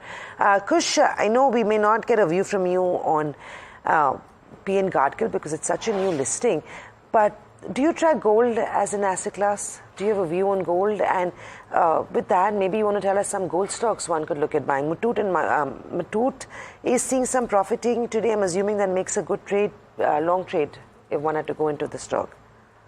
So we've discussed Senco Gold and Kalyan Jewelers, Yes. And that trades played out beautifully. Senco Gold is consolidating for the last 3-4 sessions, but I think this is that silence before the storm kind of a phase where I think these stocks will again rally. Muthoot Finance, yes, the dip was very sharp today. The 1950, 1945 kind of zones are held, and they are historically a good support zone. I would wait this one out for some time because it's a very sharp dip that we are seeing today, and although there is a recovery, it's now hitting that resistance zone of 2000. So Muthoot Finance, you might just want to wait. Something like a Senco Gold or a Kalyan Jeweler seems like a much better bet right now. Mm-hmm. Okay. Well, on opening, some of the others that are starting to move up, so the NBFC space certainly fits that bill. Samina was right, because stocks like Edelweiss, JM, and some of the others too are making that bit of a move. Sudeep, your opening thoughts and anything that stands out for you? Niraj, post opening in the last 5 minutes, we are seeing a kind of some bit of volatility in Nifty also. But yes, this zone of 25, 430, 25, 450 now, I guess, should act as a good support. And we could consolidate here for a while, and on crossover about 25, 530 on spot. I guess Nifty could make a move up to 25,600, 25,630. So 25,530 will be the all-important level that I would be watching out for. And one stock that is standing out right now is JSW Steel. Now, the metal stocks have been buzzing since morning now. And I feel JSW Steel has given a decent breakout on the upside. And we could look at this stock from a short-term perspective for a target of somewhere closer to 1,020, 1,040 zone on the upside in the next couple of weeks. And on the downside, 958 will act as a strong support. Kush, you want to come in with an update on your call this morning? I believe targets have already been hit, so opportunities are lost. I've never been disappointed is a strong word, but a little disheartened on the targets being hit because Sterling Tools, if you see... Unless you bought it yesterday and recommended it yesterday too on closing, then your viewers would be very happy this morning. Sadly, I did not. It was a morning call on Sterling Tools, 595. The targets were 6.5%, 7% higher right in the open. I mean, the stock opened about 3.5% higher, but went on to hit the 6% mark as well. I don't think anyone would have got that. Now it's perhaps a little wait and watch on this one. A pullback could be taken as an opportunity, but not at the moment. Since the targets are hit, I would suggest just hold up on this one. Aavas Financiers did open well, saw a sharp run of profit booking in the early trade, down 0.5%. I think this is still one trade that you could consider. 1825 remains the stop loss. 1920, 1970 target still intact. So Aavas Financiers is one that you could consider. Sterling Tools targets hit, but sadly a miss. But you can still look at Aavas Finance. That's Kush's view coming in. Sudeep, very quickly, anything in FMCG consumption that you're going long on if we are looking range bound, and it may seem like that's a space that may see some buying. It's been on the DL in some sense for the last few days. ITC, Godrej Consumers, HUL, anything that you like there? See, from a short-term perspective, I guess ITC as well as Godrej Consumer fits the bill there because the stocks are not that volatile and they are at the upper end of the spectrum. It's just some kind of push that's required for them to break out on the upside. And I think this index, particularly FMCG index, could support the Nifty along with the Nifty along with the bank Nifty. So I guess both places, banking as well as FMCG, could be supportive in case of Nifty following the up move from current levels. Dharmesh, just wondering if you've taken a note of Indostar and the sale of Indostar Home. That stock also buzzing this morning. Is it an interesting story to come into? No, Tamanna, we have not did a deep dive into that company, so won't be able to comment on that. Okay, fair enough. Just wanted to know what you were making of the kind of moves we've seen in Vodafone since opening and Bharti Airtel. Let's get your view on the whole telecom space, a whole host of brokerage notes here. And I mean, viewers probably, if they have the opportunity, go through them to make head or tail of them. But would you say that the broad consensus that Vodafone, tough times ahead, pretty neutral on Indus and positive on Bharti Airtel is something that you echo? See, how the space is placed for telecom as a space is a growth opportunity. It's not a utility opportunity anymore. So that is very clear. As far as Bharti Airtel is concerned, the valuations are way too high. It's now 80, 82 times the kind of earnings multiple it's trading at.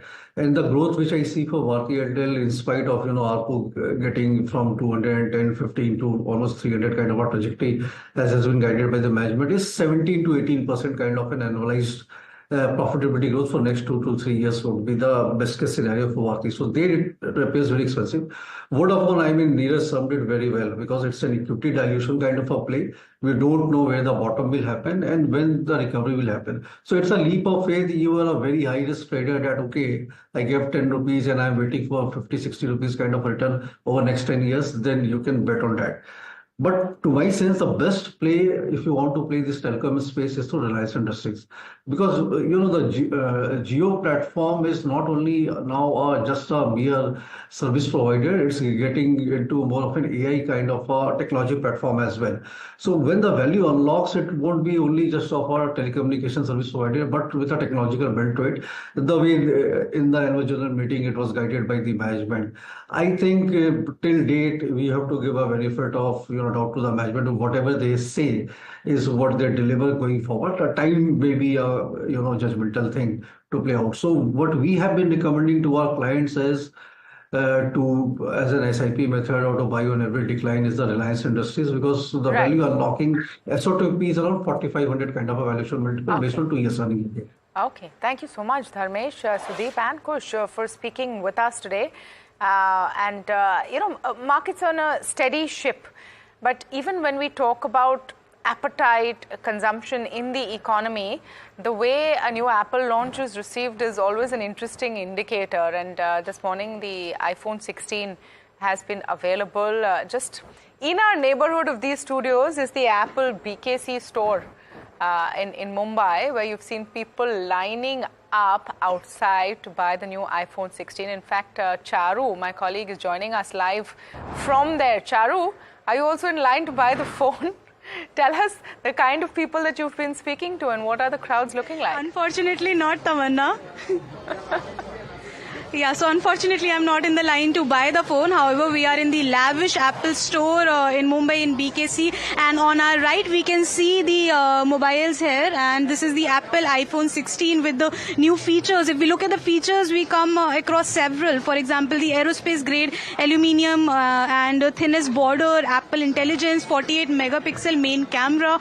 And the features are not the only thing which are the talking point. The other important part here is the enthusiasm with which the people have been waiting. People have been waiting here for over 21 hours. We just spoke to the first customer who bought the phone a while back, who had been waiting here for over 21 hours. And not only him, a lot of people had been waiting since then only. We had around 500 to 700 people in the morning. And as you can see right outside the store, you'll see so many other customers just waiting. On one side, we have people who have pre-ordered the mobile. On the other side, we have people who are yet to pre-order it or yet to come to buy it, but we can see the enthusiasm in everybody's eyes, and it is quite a morning for Apple. Quite the morning for Apple, and yes, I'm sure soon you will be in that line for an iPhone, Charu, if that's what you want. Not everyone in the world is an Apple fan, but clearly enough of them outside there. All right, Charu, there from here. And inside here, yeah, I know I'm outnumbered 2:1 in this studio, but I don't know if Samina is a fan or not. I certainly am. I'm not. You're not. But yeah. Yeah. So after the show, in the line. Neeraj is going to the queue. Yeah, you're going to be in the queue. And you can get me for you. No, for you, Baba. You're the fan, remember? All right. So yeah, no, I mean it's interesting. Another interesting thing is that most people in India who buy iPhones do so on EMIs, and I find that also very telling of what is happening in the way we are consuming electronics and discretionary spends only growing in the market. But anyhow, before we get to our corporate conversation this morning, let's just take a look at what's happening with the markets as well, and settling down nicely. I would say not bad for what has been a tumultuous week. The fact that you're not seeing the kind of euphoria almost that you've seen in US markets and in some Asian markets as well after the Fed rate cut is also something that we need to look at. You're showing all the signs perhaps of a bull market, but with a bit of an overheated kind of a tinge. You have a very active fundraise kind of a scenario, IPOs by the dozen. So some of that froth building up, and maybe that's what you're seeing, a tempered market perhaps now. But as of this morning, and in terms of what is really moving, I would say even the broader indices not really doing too much for people's portfolios. In focus, and let's pull up the top gainers and losers on the BSE 500. Definitely in focus would be IIFL Finance because of the reprieve that they have got. Rights among that, Jindal, JSW Steel, the whole steel pack, definitely an interesting story today. On the losing side, Vodafone is continuing its losing spree, but at least not 20% down. I think that rate of losses has definitely slowed. No, but after a 20% fall, a 2.5% cut is still quite painful. Yeah. And the amount of short built up the stock saw in yesterday's trade. I think this one's going to have it rough. I was hoping that, not hoping, but we did anticipate that maybe there could be a little bit of recovery after such a big fall, or finding a base. Maybe $10 is that base that the traders will watch out for. But apart from that, Muthoot, look at that, 4% correction on Muthoot. Not sure what's going on here. If we can just look at the 1 week chart on Muthoot, it should give us a sense of whether there is something up or the stock is just seeing healthy correction. It's actually down 4% this week. Niraj, anything on this one, because gold is on the upswing. This is usually a good proxy to play gold prices, Muthoot and Manappuram. I could hazard a guesstimate here. You didn't ask me, but no, please go on. No, because IIFL Finance gold ban getting lifted, maybe pressure on competitors. That's one thing that could maybe explain. Manappuram, let's see what Manappuram both are is doing hurting this at morning. least pre-open. But let's pull up Muthoot and Manappuram. Muthoot is down 4%. Manappuram should be seeing some movement too, and so would. Let's just show Manappuram Finance if we can, and just show that stock price once, because Muthoot is certainly down 4. Manappuram's down a couple of percentage points. And for the week, if we can get Manappuram, that should be useful too. Yeah, so maybe that theory works, that you have one competitor who is out of action. Remember, they are offering gold loans at nearly 2,500 outlets across the country. But I think Tamanna, they both are playing very different market segments. But of course, tough to call it. But for now, we've got the management of Seagull Group. Now, they've been on a roll. This is a new company. Bhagat Singh, Group CFO at Seagull, now joins in to talk to us about a recent contract where they've emerged as the lowest bidder. Mr. Singh, thank you very much for joining us this morning. We'll talk about a recent announcement that came from your company, which was on Wednesday, where you've emerged as the lowest bidder for orders worth 2,500 crores. You've reported that this is for construction of 2 4x6 lane bypasses in Uttar Pradesh on a hybrid annuity model. You want to share some more details about this contract? This is one of many that you've bagged in the road construction space in the recent few months. What is the timeline and the fact that you've emerged as the lowest bidder? What sort of pricing are you using here? Is this going to come in the cost of margins? Just give us a sense. And thank you for inviting us here for a brief interaction about our company and the recent allotment of a tender. So I would like to inform you that finally Seagull has been blessed with the 2 HAM contracts, and both are in Ayodhya.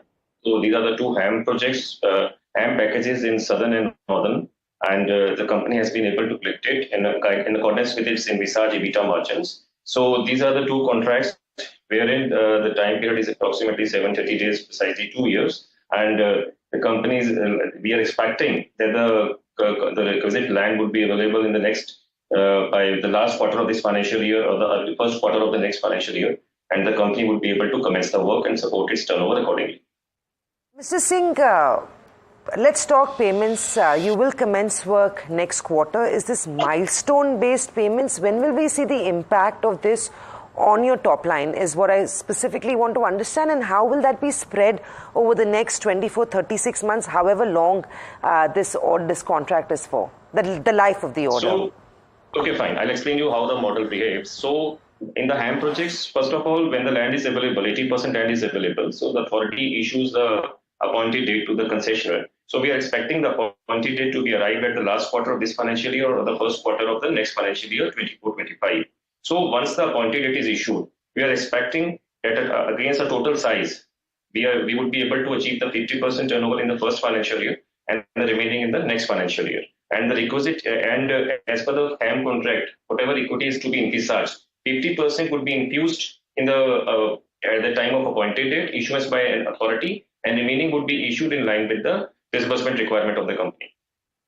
So obviously these 2 HAM projects having a total aggregate value of close to 2,500 crore plus, they are going to support the top line of the company in a very substantial way. And likely in this financial year, if the project starts, the impact would be close to 300 to 400 crores. And if the project starts in the next financial year, 24-25, the total impact in the total aggregate turnover would be 1,000 crore plus. Okay.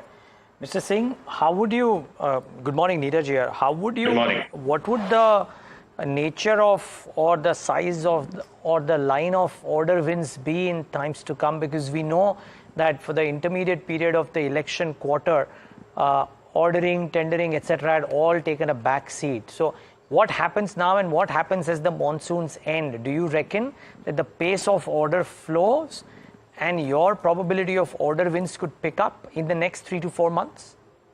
Yeah, certainly. We are expecting that in the next 2 quarters, there would be a good flow of the orders. And as we mentioned in our earlier interactions also, that the Seagull primarily focused towards central NHI authorities order book. And we deal with the state government only if it is backed by ADB or a World Bank support. So we are expecting, the Seagull has already bidded a total aggregate contract value of 12,000 crores, which are likely to open in the next 2 quarters, likely to be open. And we feel that in the next 2 quarters, there would be a good tendering opening, and it would be going to support the existing order book in a long way. And you have a mix of EPC and HAM, right? If I'm not wrong, 12, 13 EPC, 4, 5 HAM projects. Are you preferring one over the other based on the kind of orders that might be coming in? How is there a bifurcation that you can give? Certainly, Niraj, precisely the total HAM projects we are having against the total order book. So 40% of the order book is towards HAM and remaining is EPC. So if you ask me about the margin wise, so certainly the HAM projects are more profitable because in the HAM projects you get an EPC margin also, as well as there is a margin which lies in the SPV company also, which you can monetize either in the form of annuity for a 15 years period, or you can get a single inflow in the form of HAM sale to institutional investors. So the company priority is that whenever the bidding is there, our motto is very much clear, be it a EPC project or be it a HAM project. The company would like to achieve its envisaged EBITDA margin, which is a double-digit EBITDA margin, which the company is achieving from the last consistent many years. And we feel that whichever contract, be it a EPC, be it a HAM, whichever projects provide us that EBITDA, the company would be able to bid and will try to get it selected. Say your order book split, how much comes from HAM and how much comes from EPC? And I know there's a very small portion of your order book that is towards airways, airport runways as well. Would you look to building that? It's only 1% from what I understand, but break that down, EPC, HAM and airport. So if you ask me total, against the total order book, after the allotment of this two Ayodhya HAM projects, our total order book would be close to 13,000 crores. So EPC would be 55%, 40% would be the HAM. Airport as of now is a very small portion, but yes, we are in the process of bidding for a new projects also. And as the motto of Seagull is that we are a very well diversified company. We are bidding across all the verticals, be it railways, be it irrigation, be it solar, be it airport, and we are trying to make an educate basket, a good probable profitable basket across all the product lines so that they can contribute towards the revenue as well as the equivalent support to the margins. Just one quick question, Mr. Singh, and this is just simply for our understanding as well. How do you manage working capital and cash flows? Because given the nature of some of these projects, they're fairly long-term in nature, and the payouts only happen in milestones. Where does your working capital day stand at? What is the debt on the books? Give us a little bit of an understanding to just get a sense of, how you do this and operate the business. No, so I'll explain you the entire process. The first thing is we always maintain an adequate balance between the EPC and a HAM project. In EPC, whatever work you execute, you get a monthly collection from the authority. And since we are dealing with NHAI, so whatever work we execute, so there is no payment delays. We get a payment within a period of 20 to 30 days. It helps me to keep my working capital cycle reasonably at a low level. Now, when we talk about HAM projects, under the HAM project, 40% payment is given upfront during the construction period. Remaining 60% is we received from the authority in the 15 years period in the form of annuity. Now the question is how the company is able to manage the cash flows. So Seagull India Limited, which is a parent company, precisely by virtue of its nature, it is an EPC company. So when we execute EPC work of NHAI directly, we get the collection from the NHAI. When we do the EPC work of the HAM project is allotted to Seagull. Seagull creates its SPV, which ultimately allots the EPC work to the Seagull India, and we execute the EPC work. When we execute the EPC work of a HAM company, 40% payment is made by the authority to the SPV, and SPV remit the same to the Seagull India. For the remaining 60%, the SPV take the disbursement because in the HAM project, 12 to 15% is equity, 40% is mobilization support from the authority, remaining is the term loan which the SPV avail for the purpose of disbursement to the concessionaire. So in case of an EPC company, Seagull India Limited, there is no delay in the payment, be it the HAM project or EPC. We receive our payment as and when we submit the bill to the authority. Authority clears our bill within a period of 30 to 40 days. And as far as the HAM project is concerned, when we issue the bill to the SPV company makes the payment to the concessionaire, and the sources of funds for the SPV companies are two. Basically, either the mobilization support which they receive from the authority to the extent of 40%. Over and above the 40%, the cash flow support to the SPV is in the form of disbursement, which they avail from their term lenders and provide the liquidity to the concessionaire. So on an overall basis, a company, infra company, which has an adequate balance of EPC and HAM project, there is no cash flow issues. And since we are dealing primarily with the NHAI, so cash flow conversion is very fast, and we are maintaining only 15 to 17 days of inventory, 35 to 40 days of vendors, which ultimately help me to keep the overall working capital cycle between 30 to 35 days. One final question, 4,200 over 3,000 odd in FY24. That's That's a very smart 40% uptick that you foresee in FY25. Do you anticipate similar pace of growth at your base for the next few years, or you can only give guidance for FY25 thus far? Is there an internal growth rate target for beyond FY25 as well?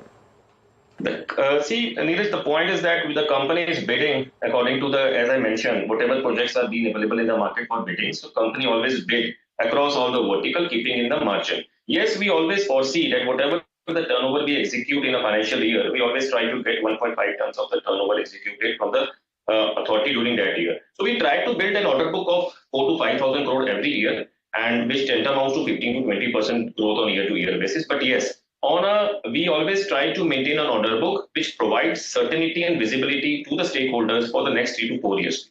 15 to 20% growth CAGR for the next 2-3 years can be ruled out. Yes, so it is a conservative, yes. Conservatively. Okay. Mr. Singh, we'll leave it at that. Thanks so much for taking the time out and speaking to us today. Really appreciate your time. Thank you. Thank you. All right. That's the view from Seagull India. Recently won 2 orders worth 1,200 and 1,100 crores apiece. Stock, 378 and counting. But actually, can just pull up the 1-month chart if we can, just to show, because today the stock may be down, but I think it's done reasonably okay in the recent past. Okay, what's looked interesting, or what could look interesting, is Adani Energy. Remember a few days ago, Jefferies came out with a note with a fairly stiff price target there. I think Cantor Fitzgerald has a note on Adani Energy as well. Agam Johnson to talk about that. Agam, good morning. Good morning. Well, Cantor Fitzgerald has initiated coverage on Adani Energy Solutions. They have initiated a rating of overweight with a price target of 2,251. That entails an upside of well over 130% from current market levels. Well, Cantor Fitzgerald is positive on Adani Energies for various reasons.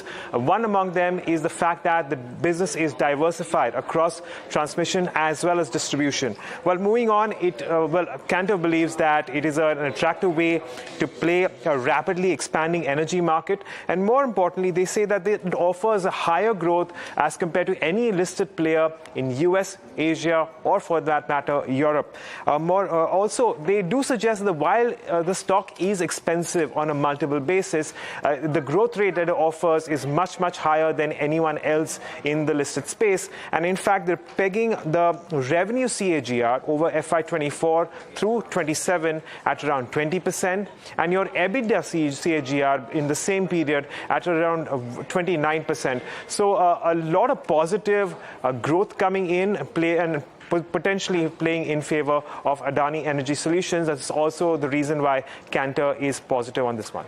Okay, thank you so much for that, Agam. And standard disclosures there, of course, quite a significant upside, 130% upside from the current market price that Cantor has fixed. Focus next on allied blenders. Now, this entire space has been in the spotlight after the change in the liquor policy of Andhra Pradesh. Alok Gupta, Managing Director at Allied Blenders and Distilleries, is joining us now to talk about not just impact of what's happened in Andhra, but the business outlook as well. A lot of exciting announcements in the last few weeks from Allied. So, Mr. Gupta, thank you for speaking with us here at NDTV Profit. Great to have you on. Let's start with the Andhra piece. How much of an upside is it for Allied? How do you see this move? Morning. I think so far what we are understanding of the policy, we believe that there is a significant upside for all national players, including us. We have been operating in Andhra for the last few years. Of course, our volumes have come down to almost 50%. So from where we are, we only expect an upside.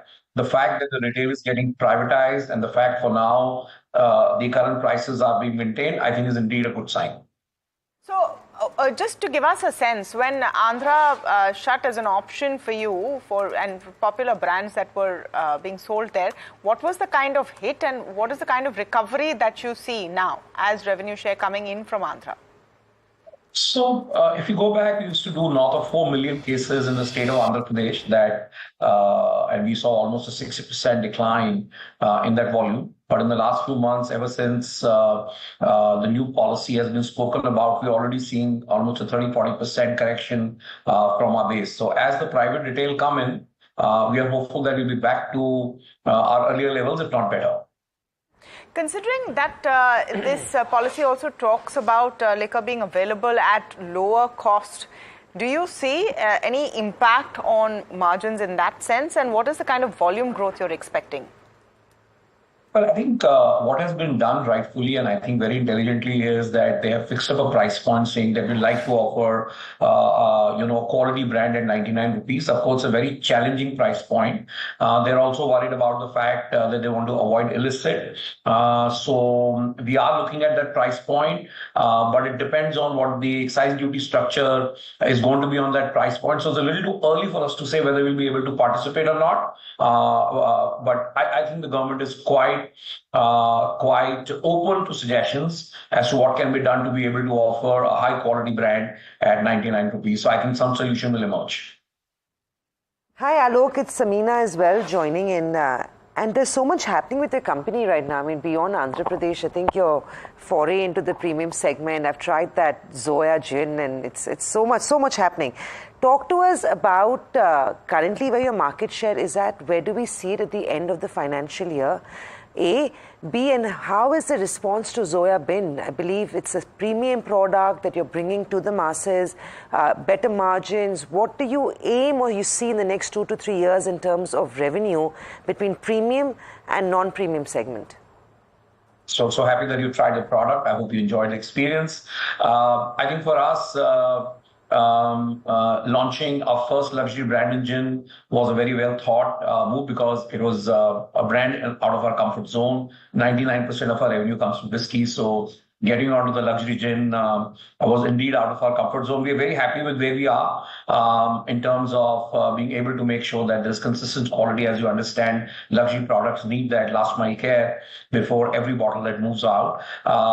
When we launched it in Haryana, January 2024 this year, as we speak, it's already getting rolled out in about 10 markets. And that's just a reflection of the fact that we're happy with the playbook and the way the brand is getting the response. We are also in the next 4 to 6 weeks launching its first variant and hopefully an interesting one which the Indian consumers have not seen so far. The entire focus of the luxury brand, moving on to the next question, there is about 12 to 15 million cases right at the top in what we call as luxury segment of the 410 million cases market.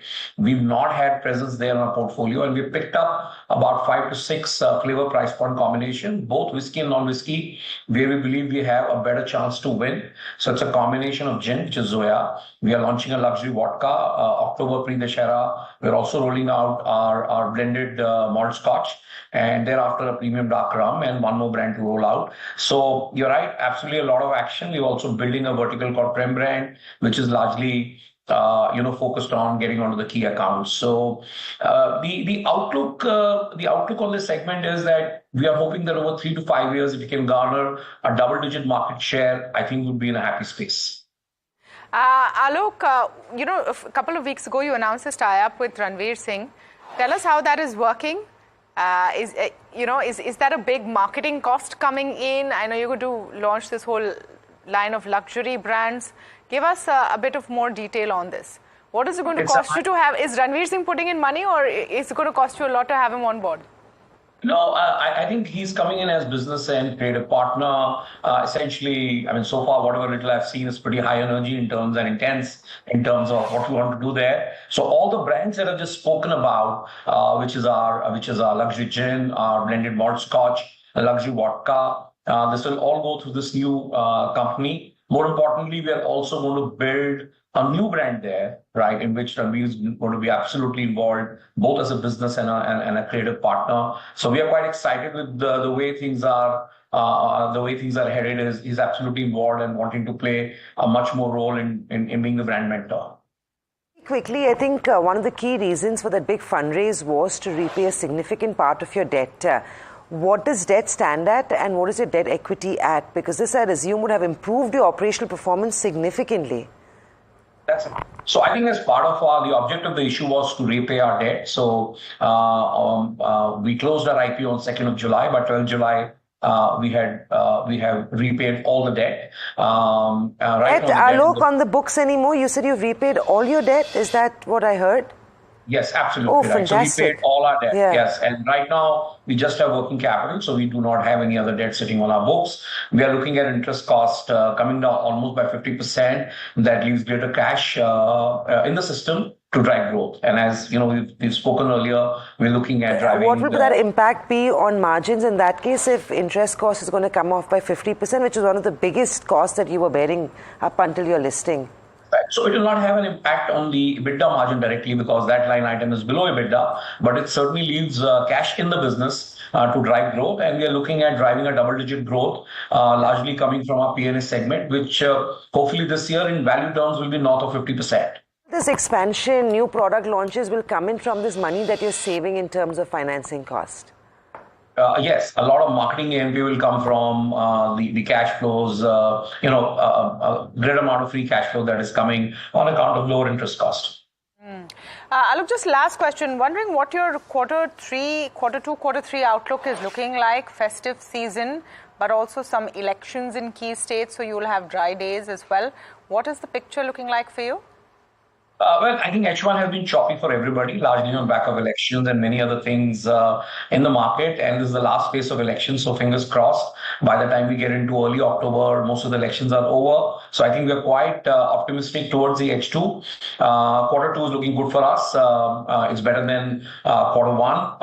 And as we get into the festive season with our luxury portfolio, I think we're in a good space. In our P&A segment, we have rolled out the all-new Sterling V7. It's already out in 5 markets, so the entire attempt is towards getting the growth back. Iconic continues to do well. What we sold in all of last year, we pretty much sold in H1. So this brand is sitting on a 4.5-5 million trajectory. So all in all, it's looking good, and we're looking forward to H2. Okay.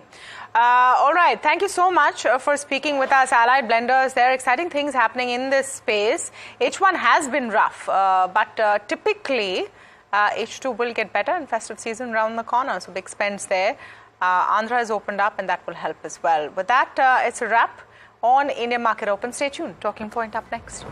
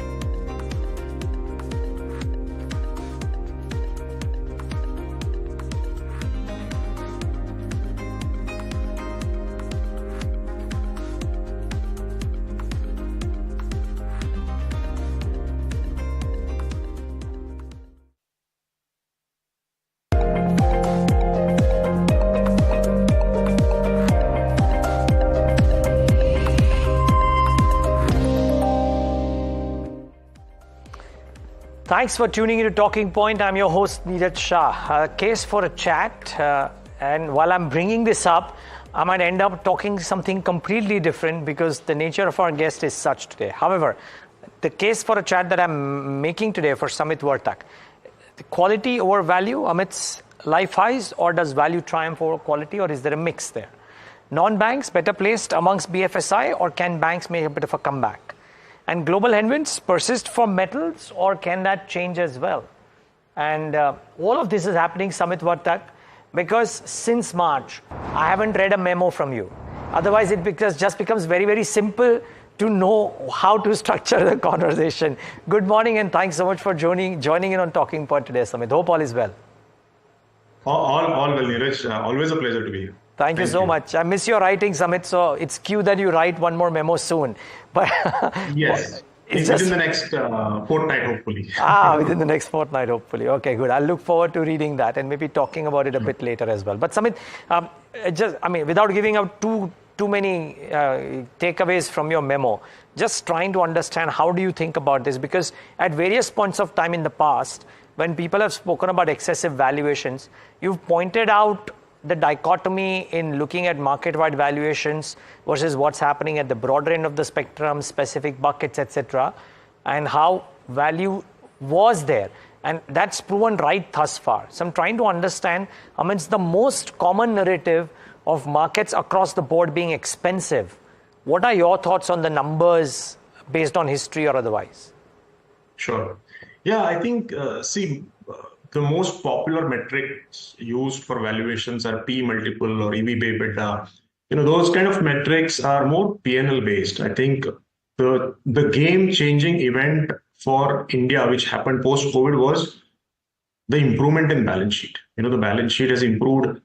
The previous decade, we saw median debt to equity of 0.6, 0.64. Today it's at 0.14. That's a huge drop, and that's the improvement. Plus, if you see, the P&L profits are supported by operating cash flow. It's not, so they're still above 100%. And the return on equity, return on capital metrics are near all-time highs, right? So that's a big difference. Now, the ratio that I look at is basically incorporates P&L as well as balance sheet, which is, enterprise value to operating cash flow. Now, enterprise value to operating cash flow basically, has ranged up to 25, 26 times during 2018-19, as well as in 2008. Today we are below 20 times. So it's about 19 and a half, right? So which is not suggesting, and this is for the top 1,000 companies, this is the weighted average, right? So of course there are pockets which are more expensive.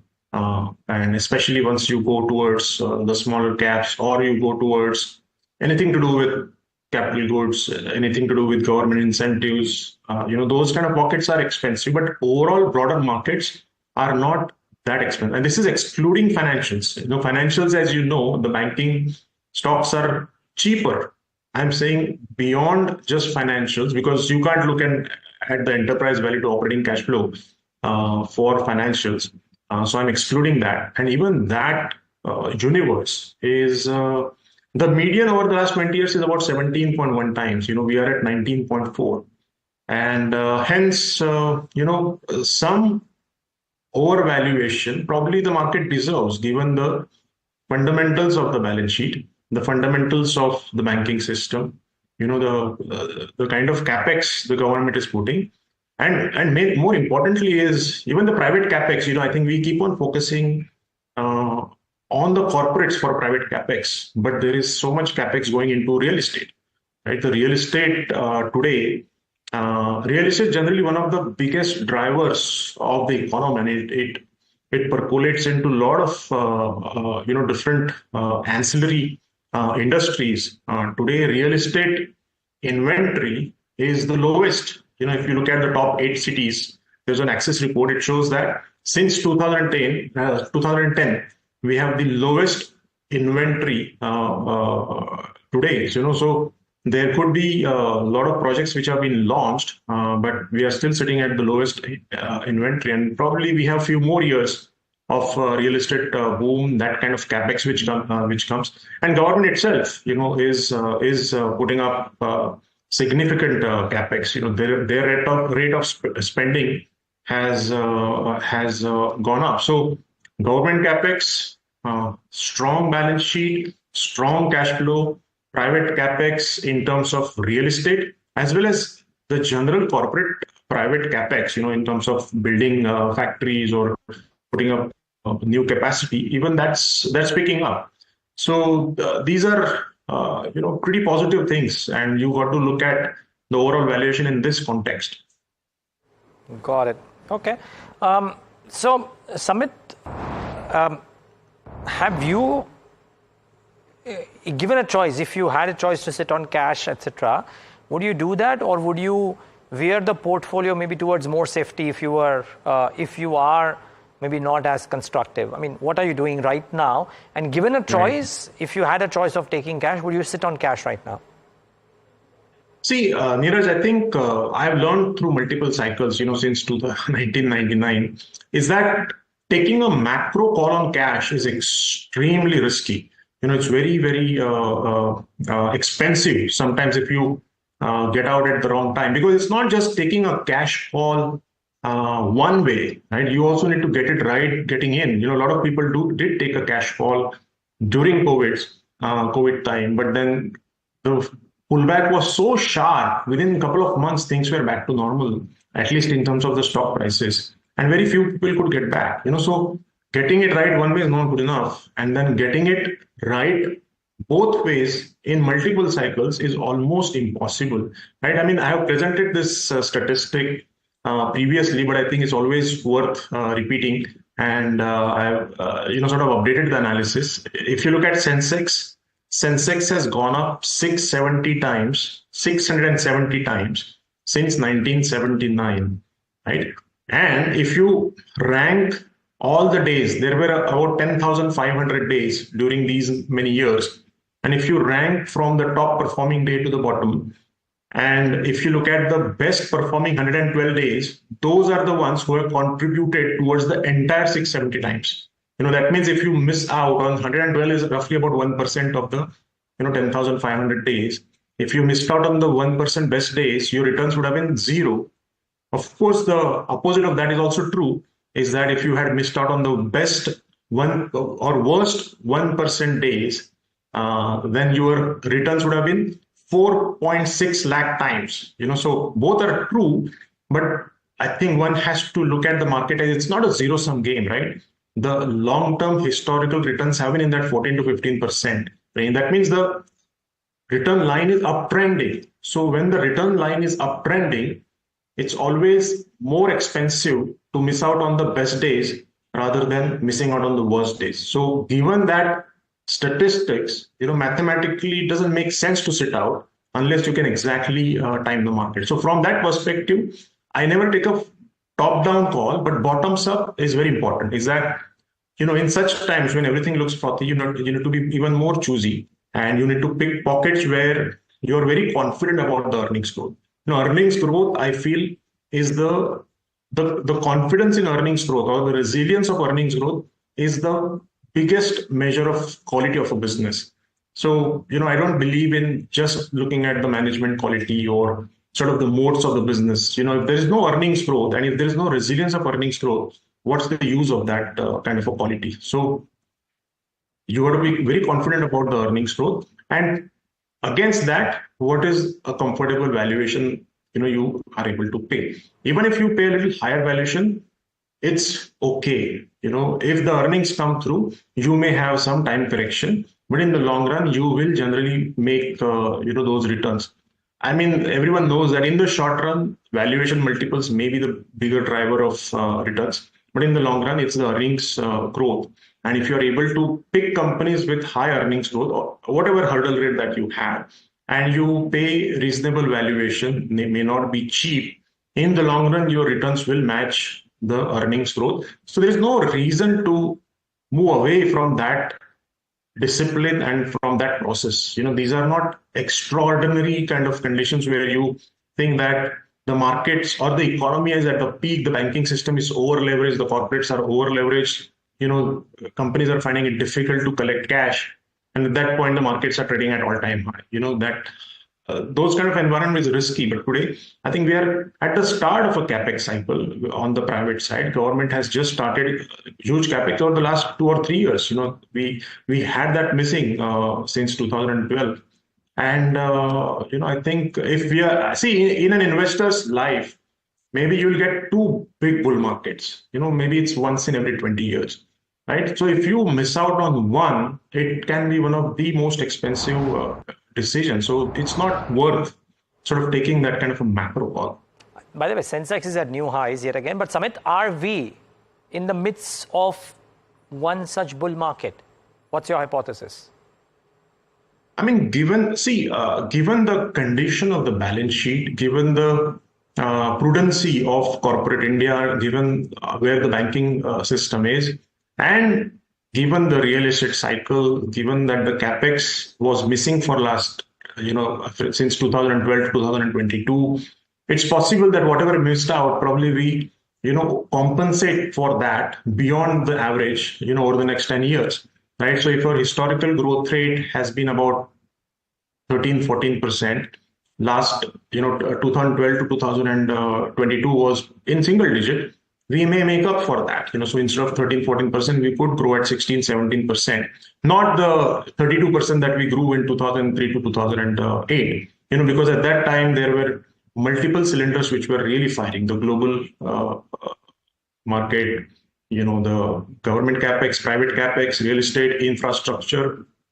A lot of those things were picking. China was, in starting into a big capex cycle. We are missing the global factor, but the domestic factors are way better today than what they were. We are going in a measured way, in a much more efficient way. So we may not have that kind of a cycle, but it could be a long, prolonged, cycle where there could be short-term corrections in between. But we have to ride this cycle. It looks like an India decade, not just from a story perspective, but just look at the numbers. And it is highly possible. It's very difficult to predict such cycles. But when the fundamentals are so strong, valuation cannot be the only reason why you get out of the market. You need to pick your pockets right, because there are 1,000 stocks even for a fund manager to pick. And if you are looking for 15-20 stocks to build a portfolio, you generally need to find those. If you are not able to find those, then okay, you can sit in cash, but it has to be bottoms up, reason. And if you are not able to find opportunities, whatever you find is extremely risky, then okay, you sit on cash until you find something which is comfortable to you. But I think if you do enough hard work, you are finding enough opportunities, and there are multiple sectors which is offering that. Okay, so we are in the midst of a bull market, and some hypotheses around potential returns that could come in as well. It's a hypothesis, viewers. You need to build your own if you are an investor yourself, so bear that in mind. Samit, just before we get to pockets which are giving you the opportunity, I want to understand about pockets which were the crowd favorites until about 3 months ago, and since then the pullback has happened. And some of the naysayers would say that we told you so, that trees don't grow to the sky, valuation excesses get corrected, and stocks don't bounce back. So viewers, here's a chart. This is the defense aggregate market cap in lakh crores, of course. And if you look at it, it peaked in July. Since then, it's about a 21-22% downtick in defense. And similarly for railways as well. Big jump in the last 3 years, peaked in July. Railways will also come up on your screen. And then there's a dip that came in. So both for defense and railways, the dip has been fairly swift, and it's not showing signs of turning around. Samit, what happens in these? Because the sound bites of order book, growth, all stayed true even now. Stocks have come off. That is not to say they will stay here. My question therefore is, will a showcasing of earnings growth revive the fortunes of some of these? Because it does look very likely that the earnings growth in some of these pockets will look very strong in the quarters to come. Right. Yeah. I mean, in the last interview, I think, I had sent out a table where the railways and defense were the top performing, and then you look at their earnings growth it was completely missing, and then the stocks had just multiplied and just didn't make sense. See, I think, again, what I define by quality, as I said, is earnings growth as well as resilience and predictability of that earnings growth, right? And defense, whether it's railways, these are, the life cycle of these products, whether it's the railway wagons or some, defense equipment, sometimes is very long. It can be 30, 40 years, right? So that the longer the life cycle of the product that you cater to, the more volatile it becomes, because it depends completely on the capex. So railways can have great 2-3 years, but who knows, in case the government changes or in case the government policy changes and suddenly the order book stops, right? You can have a really one bad year, and during that one bad year, market has no idea, and then it crashes. And hence, if you look at these kind of stocks, whether it's defense stocks or railway stocks, thrice in the last 15 years, it has corrected by 80 to 90%. Just because of the uncertainty, it can have a great run, but then 1 or 2 bad years where there is no visibility going forward can correct these stocks. So such stocks cannot be valued like a resilient, high quality business. It's one has to know that it's a highly cyclical, these are highly cyclical stocks, and accordingly you need to value them, because the risk associated has to be compensated by the cheapness of the valuation, whereas a lot of these stocks are trading at almost FMCG kind of valuation. So it doesn't make sense. So I think it's, again, bottoms up. You need to understand those businesses, the risks associated with those businesses, and how resilient is the earnings growth as well as the earnings, quality. And if you find such businesses, see, in investment, it's always important that you reject most of the businesses and only, bet on businesses where you're confident about that, earnings growth, earnings quality, and bet on those. Paying high valuation is a much less riskier decision than betting on low valuation and extremely low quality business in terms of earnings growth and earnings resilience. Okay, fair point. Now, Samit, tell us, where is it that you're finding a mix of quality of business or quality of earnings and resilience in the current context? And are some of these pockets available at good valuations, or the valuations are stretched? Right. See, again, it's a bottoms up. Some of the pockets which are offering reasonable opportunities, I think, are niche NBFCs, where the return on equity is high, where the assets are extremely secured. There are, CDMO spaces, there are specialty chemical spaces which are more related to maybe electric vehicles. There are a lot of building materials which haven't gone anywhere in the last 1.5 years, right? And they are exposed to the biggest capex, whether it's real estate or a factory buildup or government capex. So they will definitely benefit it. Some of them are going through maybe some down cycle of the Chinese pressure on metals. And during those times, some of these companies do go through inventory losses, and hence, investors don't want to touch them during such times. But those are the times when you have an opportunity to get these long-term good businesses at reasonable valuations. So I think those are such opportunities, which are available in these kind of sectors. And sometimes a sector may not be that great, but you'll find one-off opportunity in those even expensive sectors, which is something that you like, or which is trading at comfortable value. So again, bottoms up is a very different story. Top down can give you some direction, but still your stock picking has to be bottoms up. Okay, stock picking has to be bottoms up. You mentioned some pockets, Samit, very difficult to figure out what would be the right valuation to pay. So for example, let's talk about real estate. You have some investments there. Yeah. You bought into them earlier. That sector has run for a bit, right?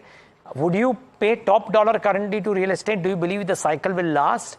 And is a better way to bet on real estate through pure play real estate companies or through ancillaries? So ancillaries are, if you find them with good valuations, also are great place. Either you can bet them through housing finance, you can bet it through the materials which are used in real estate. But see, real estate is a very it's even more bottoms up because it completely depends on that real estate company. The location is very important, where their projects are. And real estate is very difficult to value in terms of a lot of metrics. The metric that I use is that whatever is the market cap of that company, look at the operating profit that the company will make over the next 6 to 7 years. If that operating profit is higher than the market cap, today's market cap, I find it reasonably valued or cheap. So I mean, if you want reasonable value, you can stretch it up to maybe 10 years. But whatever projects the company has under their development, and over the next 6 to 7 years, if the operating profit make up for the market cap, it's generally a great investment. It's worked out, for me multiple times. And that's the metric that I use. Now it's very company specific. I can't talk about the overall sector, but the overall sector itself is, and as I said, it's at the lowest inventory levels in the top 8 cities. And urban real estate makes up for 2/3 of the value of India, right? So it's a big contributor towards real estate. And real estate does contribute almost 1/3 of the capex, of India. So it is a big contributor. So depending on your understanding of the businesses, your comfort, you can bet it through multiple ways. Okay.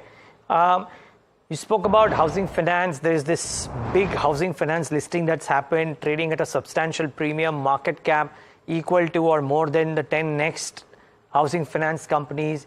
Is this a sign of excess in that space, or do you believe that after a hiatus that space might start working again? Because NBFCs or banks per se haven't quite gone anywhere, if you will.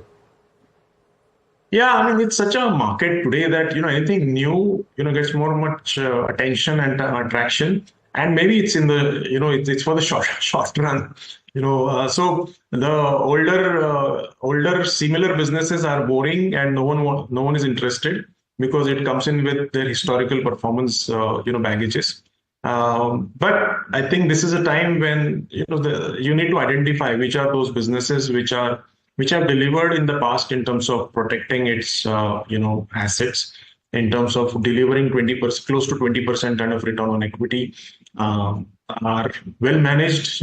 Management in finance is extremely important. It's one of the biggest factor, and that's where Bajaj Finance, Bajaj Housing gets those kind of valuation only because of the management, and then the belief and confidence in their management that they will be able to ride through the cycles, protecting capital, right? So, but there are many companies which are available at probably 1/3, 1/4 the valuation with similar kind of or better metrics, and there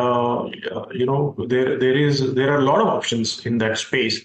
And again, haven't done too much over the last, compared to what, a lot of these pockets have done, haven't done too much. And I think there are a lot of opportunities in this space. There's also building materials, you can bet it through PVC pipes, structural pipes, you can bet it through MDF. I mean, there are so many ways where don't need to bet on the entire sector, but if you find a player which sometimes is really attractive, those with the industry tailwind, I think they will deliver over the next 3, 4, 5 years. And rather than focusing on sectors which are sort of in the story and where there is a lot of talk, I think always good to look at sectors where no one is talking about, which seem very boring. Maybe the stocks haven't done anything in the last 1-2 years, and hence no one is interested in them. Unfortunately, the better the stock does, the more interest it generates. That's true. And stocks which haven't done anything, they are completely abandoned, and that's the opportunity. Yeah, that's true. Samit, one final word. I mean, a sector that is a bit complex to understand, but while you say that, maybe look at sectors which are, maybe it might be a good idea at sometimes to look at sectors which are not in vogue. CDMO is in vogue, especially because of the Biosecure Act, and suddenly people talking about how fortunes will change. It's not an immediate thing any which ways, but because it's such a difficult one to track, because each company might be doing things different, and there is this whole US FDA piece around them, etc. How constructive are you? Are you taking a large bet on CDMO, and are you spreading bets, or have you chosen it? I mean, are you playing it via maybe just one company or two companies because you know the companies very well? Yeah, again, I am completely playing it through just one company in each portfolio. So not really betting on because Biosecure, it's a very niche segment, and not all the CDMO players will benefit, from the US ban on China. And in CDMO, it's also important that whether you have the capacity already built up, no US company is going to come to you if you don't have the capacity. And sometimes it takes years to build up that kind of a capacity. And China is a big, supplier. And to replace that, we'll need a huge capacity to be built up. It may take time. But right now, because of sort of the macro story, people get excited about all the CDMO players, which have no relationship with the ban. And so again, it's, completely bottoms up is very important. You need to know exactly the earnings growth potential. They should be delivering at this point. It should not be just based on hope that they will benefit from this China plus one kind of a story. It's always better to, understand that right now they have triggers, right now they have the capacity, and they're already delivering. Better to pay a little higher valuation, but, have high confidence in that earnings growth, and again, the resilience of that earnings growth. Point well noted. Samit, great talking to you today. Thanks so much for taking the time out and being with us. Looking forward to talking to you once more in or around the festive season. Thank you so much, Niraj, for inviting me, and always a pleasure. So Samit Vartak writing a memo in the next fortnight or so. We'll talk about that and get him around Diwali as well. But with that, it's a wrap on this leg of Talking Point. Thanks so much for tuning in.